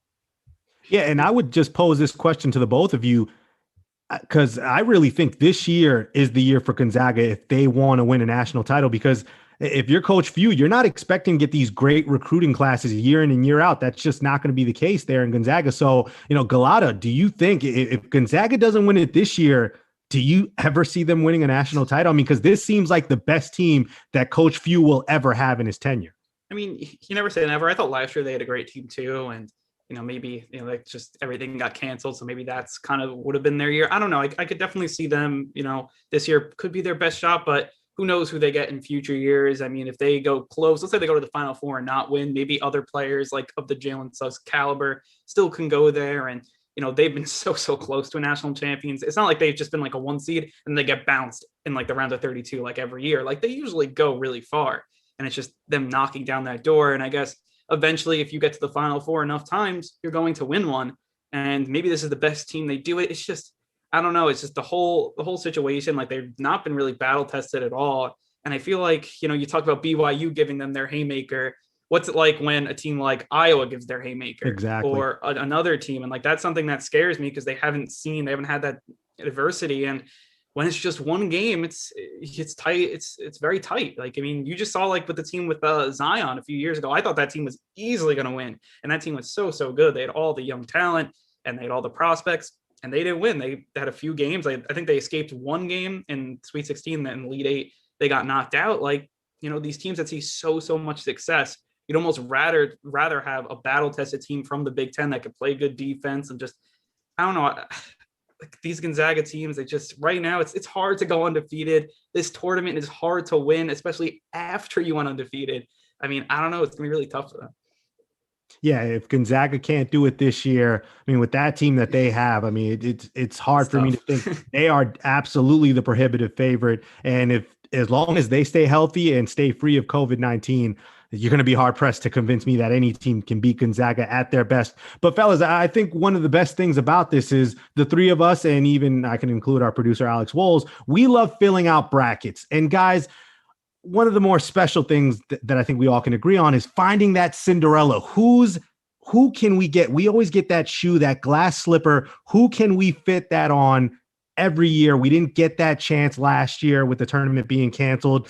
But when I look at some of these teams here, teams that have a chance to surprise some people and maybe bust some brackets, the first team I look at, Jimmy, Loyola Chicago. not too long ago, a few years back, Sister Jean and this team, they rambled. See how I use that play on words? Rambled their way to the Final Four, shocked everybody. Really just America's sweetheart for those few weeks. They enter in, as far as I know, the latest bracket projection by ESPN's Joe Lunardi has them as an 8th seed. Jimmy, if Loyola Chicago is an 8th seed, that means in the second round, there is a 1 seed that is going to have to see that team. And Porter Moser always has his guys ready for a fight. And I think Loyola should be right there at the top of the list as far as potential Cinderellas that can make some noise. Yeah, it's fascinating. I was really mind blown a couple weeks ago when I found out that Cameron Krutwig is still playing college basketball. Exactly. He's like 28 years old at this point. He's like the Perry Ellis of modern day college basketball. He's still there. You like Loyola Chicago, and I think that's a good pick. I think they could win 1 game, maybe even 2. I'll give you another interesting Cinderella, a little lower down the line here. And I'm going to take Liberty. Okay, now Liberty, automatic qualifier into their through their conference tournament. It was a weird story. Basically, North Alabama, they played in the title game, but North Alabama was transitioning to D1, so they weren't eligible. So Liberty was already eligible, but they won the title game anyway. Right now, they're projected as a 13 seed. They shoot it really well, and those types of teams can give other teams issues in a setting like this. So Liberty, I think, is a really interesting sleeper. I'll give you another team that's on the 8 line right now, and forgive me for being a little obvious here. But how could you not like UConn right now? Oh, yeah. They are 18th in KenPom, currently an 8 seed. You know, if you take that KenPom rating, they should really be like a 4 or a 5. You know, they've got Book Knight back. Dan Hurley, I think, has done a great job with this team. They had a heartbreaking loss in the Big East semifinal to Creighton and noted racist Greg McDermott. But you did have a team that finished the regular season, I thought, really strong. They can do a lot of different things well. They've got a few scorers who are really solid. UConn, I think, forgive me for being obvious here because I know a lot of people have said it, but I think UConn has to be Cinderella potential. It reminds me a little bit of 2014 with this team, just a little bit. I'm not saying they're going to win it all, but they're capable of it, I believe. No, yeah. I mean, UConn, they can definitely, just like that program, just like whenever you feel like they're in it, like, oh, they have a chance just because the 2 times they did it and went to the Final Four. I mean, I agree with Loyola Chicago. I mean, a lot of people are saying this is a better team to when they made it to the Final Four, which to me is insane. And, they're a team that, if they're, I could see them making a run, the Sister Jean magic, so to speak. And just, I mean, I would love to see that and the way they play. And just another team I like kind of farther down is Winthrop. They're a team for me, 23-1. So this team, they blew away their conference too. They got 4 guys in double figures. 3 out of 4 of them are seniors, which, I mean, usually with those teams, they are, more older teams. And I just really like that. Chandler Vaudrin's right now, their leading player, 12 points, 7 and 7. So, I mean, look, they can get hot. They play some offense. They only scored under 60, I think, once. So they can light it up. And I feel like when you only lose 1 game, and usually those teams, if you can be that much better than your conference, and, if they're playing one of those 5 teams, 6 seeds, I mean, I could see them winning a few games here and making a little run at it. Yeah, I also look at the first 4 because in the last few seasons, a team to win their first 4 matchup ends up winning the next round and moving forward. And if you look at right now, Drake, they're an 11 seed. They were the toast of the town. A lot of people talking about them. They were undefeated, a team that maybe these Power 5 conferences don't want to see, don't want to match up with. So Drake, if they could win their first game, and Jimmy, this is interesting because Lunardi has put a third A10 team in that first 4. That team would be St. Louis. And let me tell you right now, if you give that trio of Jordan Goodwin, Hassan French, and Javante Perkins a chance to get into this tournament with Travis Ford and how they've really felt about all the pauses and what they've been through, that is a scary 12 seed that nobody is going to want to see. Those are some grown men over there in St. Louis, and a team, we talk about Bonaventure and VCU, the other 2 teams, but SLU, Jimmy, if this team gets in the first 4 with the experience that they have in that depth with that trio, I mean, they could beat anybody on any given day. And it's not just SLU, I think, in the A10. I think St. Bonaventure is a really dangerous team as well. Now, not to change the subject, forgive me, but, a team like St. Bonaventure, who we saw, Andrew, in the regular season, who I thought was really impressive.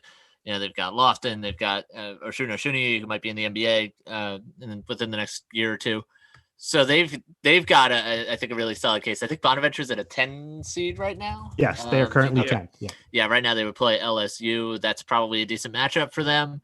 I mean, St. Louis is really interesting in the first four. I am I don't want to say partial, but I have a lot of respect, for Drake and what they've done in the same conference as Loyola Chicago, and they go undefeated. They get the short end of the stick. I think they'll wind up being in. We have seen the committee recently show some, not favoritism to the Power 5 teams, but they have done that at times, and that sometimes has come at the expense of some of the mid-majors.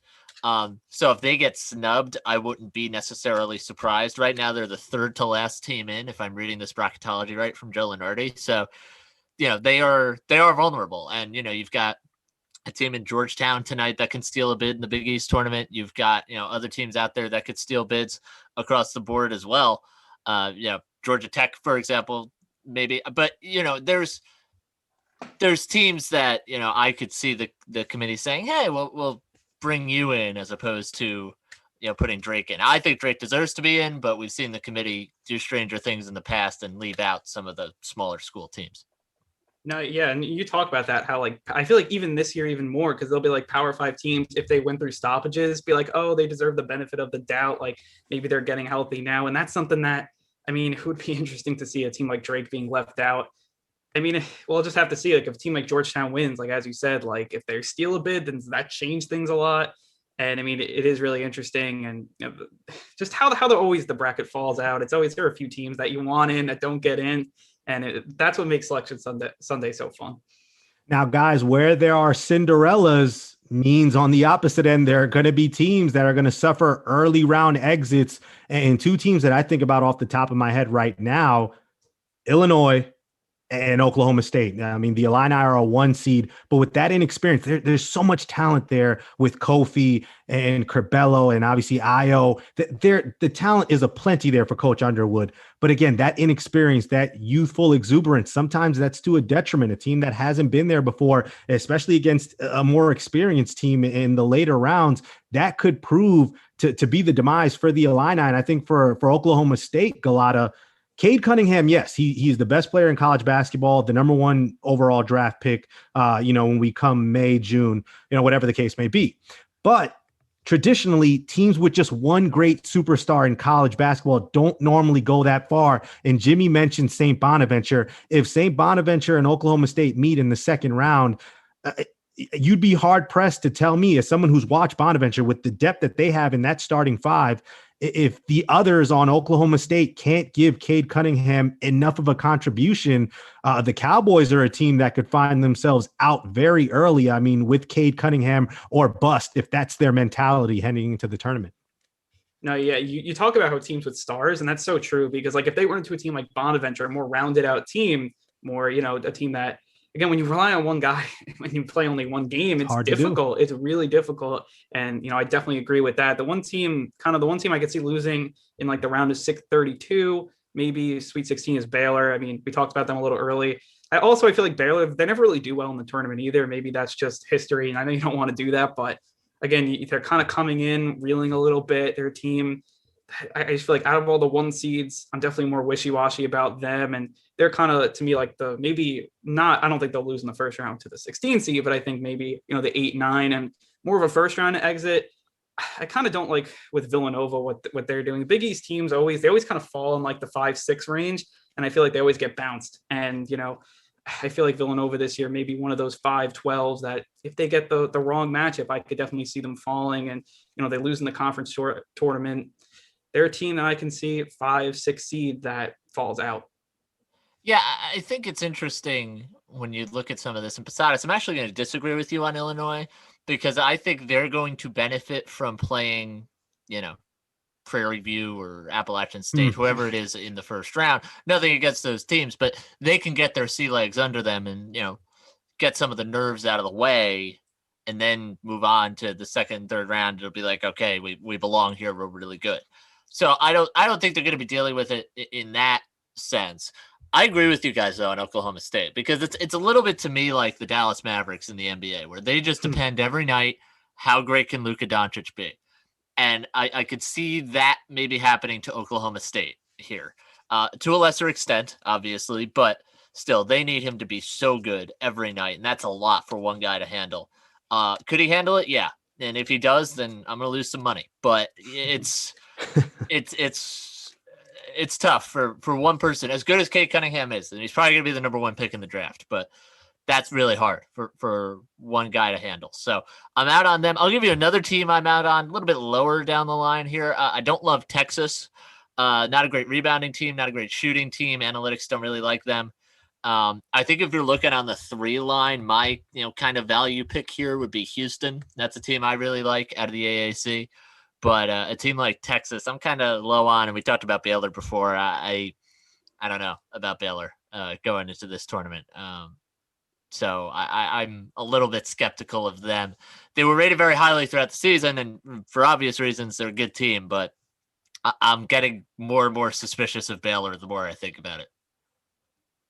Yeah, and I'd even say this. I think we talk about these Big 12 teams and Oklahoma State having a Cade Cunningham and really nothing much else. Baylor is really the opposite. They have depth and there's a collective, effort there. They just don't have that one guy. And Davion Mitchell is a really, really good college basketball player, but he is not the guy where you can say, here's the ball, get us a basket every single time we need it. I think that's something that could trip up Baylor. If they were to face a team that's equally as good and has the best player on the floor, I think teams like that. And I would also say SEC teams, a team like Alabama, Arkansas, they're at 2 and 3 respectively. I mean, what are we going to get from those two teams? They've had, some performances that leave you maybe wanting a bit more. I mean, good teams, but, with Kentucky being down, Gullotta, it's hard to really discern how good the SEC is when you consider the kind of turnover. And obviously you credit to Musselman down there in Arkansas getting that program back, but just not sure what to expect from certain conferences where maybe some of their teams might be a little overseeded. That's what I think the Power 5 this year. You see a lot of turnover, and that may cause some teams to get out early. And the SEC, I think, is one of those where you're just like, it's kind of a mixed bag. Like, you could see them getting knocked out. And that's why I love Big Ten teams, because that conference is solidified. You have a lot of good teams. And in the tournament, if you can, size up against one of these teams and if especially a team like Ohio State, Iowa, all those teams, they've played a lot of great teams. And now it's like when we play other teams in the tournament, it seems like we've seen this. We've seen teams like this. We know how to beat these teams. We've seen them on film and stuff like that. And I think that's huge to the advantage of teams from the Big Ten. I will say, I'm not hugely high on the SEC. I mean, I've said on this program before, I am in on Alabama. I've been in on Alabama for a little while. They play fast. They're entertaining. There's a narrative that they don't defend well, but they actually defend quite well for what they need to do, basically, which is, give up under 100. But nonetheless, I like Alabama a lot. Rest of the conference, am I a little skeptical? Yeah, maybe. But it's an Alabama team I think is really good that I think would be a tough matchup for just about anybody they play because of the pace they play with and what they're able to do offensively. So I like Alabama actually a lot. I've said that depending on the matchup, I'd be willing to put them in the Final Four. I'm sticking by that. But depending on, again, it depends on the region, right? If they're in there with Gonzaga, I'm not putting Alabama in the Final Four. But otherwise, I might take my chances depending on what the matchups are looking like. Yeah, it depends how the bracket falls. We could even see multiple Big Ten teams. I mean, that's such a strong conference. I mean, they just eat each other alive. We could see, 5 or 6 in the Sweet 16 at some point with the strength there at the top. But I mean, filling out a bracket, I mean, that's the most fun part though, right, guys? Just getting a chance to play Nostradamus, find out if you're smarter than the average person who's just picking them based on what color they like or the mascots, or like my dog. If you have a dog mascot, my dog will pick you. If not, he probably won't. So just at this point, it's unpredictable. But this is one of those years where with how good Gonzaga has been, I mean, a lot of people are going to put their money on them to beat the rest of the field. And in one city in this AAU style, anything goes. And I think as good as Gonzaga is, I mean, you want to pick them to beat the entire field, but anything can happen. It's why they call it March Madness. It's so tough. When you talk about filling out a bracket, the best is like the Thursday and Friday when you have like one wrong or no wrong. And like you're at the top. And then and then by the end of the Sunday, and then everything is like, red. Everything's done. And that's like the best turn of events over like those 4 days. Like at the end of the round 64, like, oh, I'm doing pretty good. And then round 32 happens. everything falls. Like it's such a roller coaster when you're looking at your bracket. There was one year I picked Michigan State and they lost in the first round. So that was day 2 of the tournament and I was done. So it was actually a little refreshing because I just sat back and enjoyed the games without being, addicted to who won, who lost. Because the next year I wound up feeling I had a good bracket, but it was just addicting to follow like, oh, I need this to happen. I need that to happen. And it was a lot, but it's good. I'm looking forward to it a lot. I'm in a couple bracket groups myself. I'm sure you guys are as well. And yeah, it's going to be fun. It's going to be interesting. I don't know exactly what awaits us here, but it'll be interesting to watch nonetheless. Oh, Selection Sunday will be fantabulous a few hours away from now. That will put a bow, though, on this episode, this edition of One-on-One. Special thanks to both of our guests, Nets beat writer for Newsday, Greg Logan, and radio color commentator for the New York Islanders in Greg Picker. You can find all of our highlights, clips, replays, anything from this show on YouTube and Facebook Live, and of course, WFUVsports.org. The sports director at FUV is Bobby Shaffardini. Our producer, as always, the phenomenal Alex Walls. For Jimmy Sullivan with the headlines and my partner, Andrew Gullotta, I am Andrew Posadas telling everyone, enjoy the rest of your weekend. One-on-One is a production of WFUV Sports.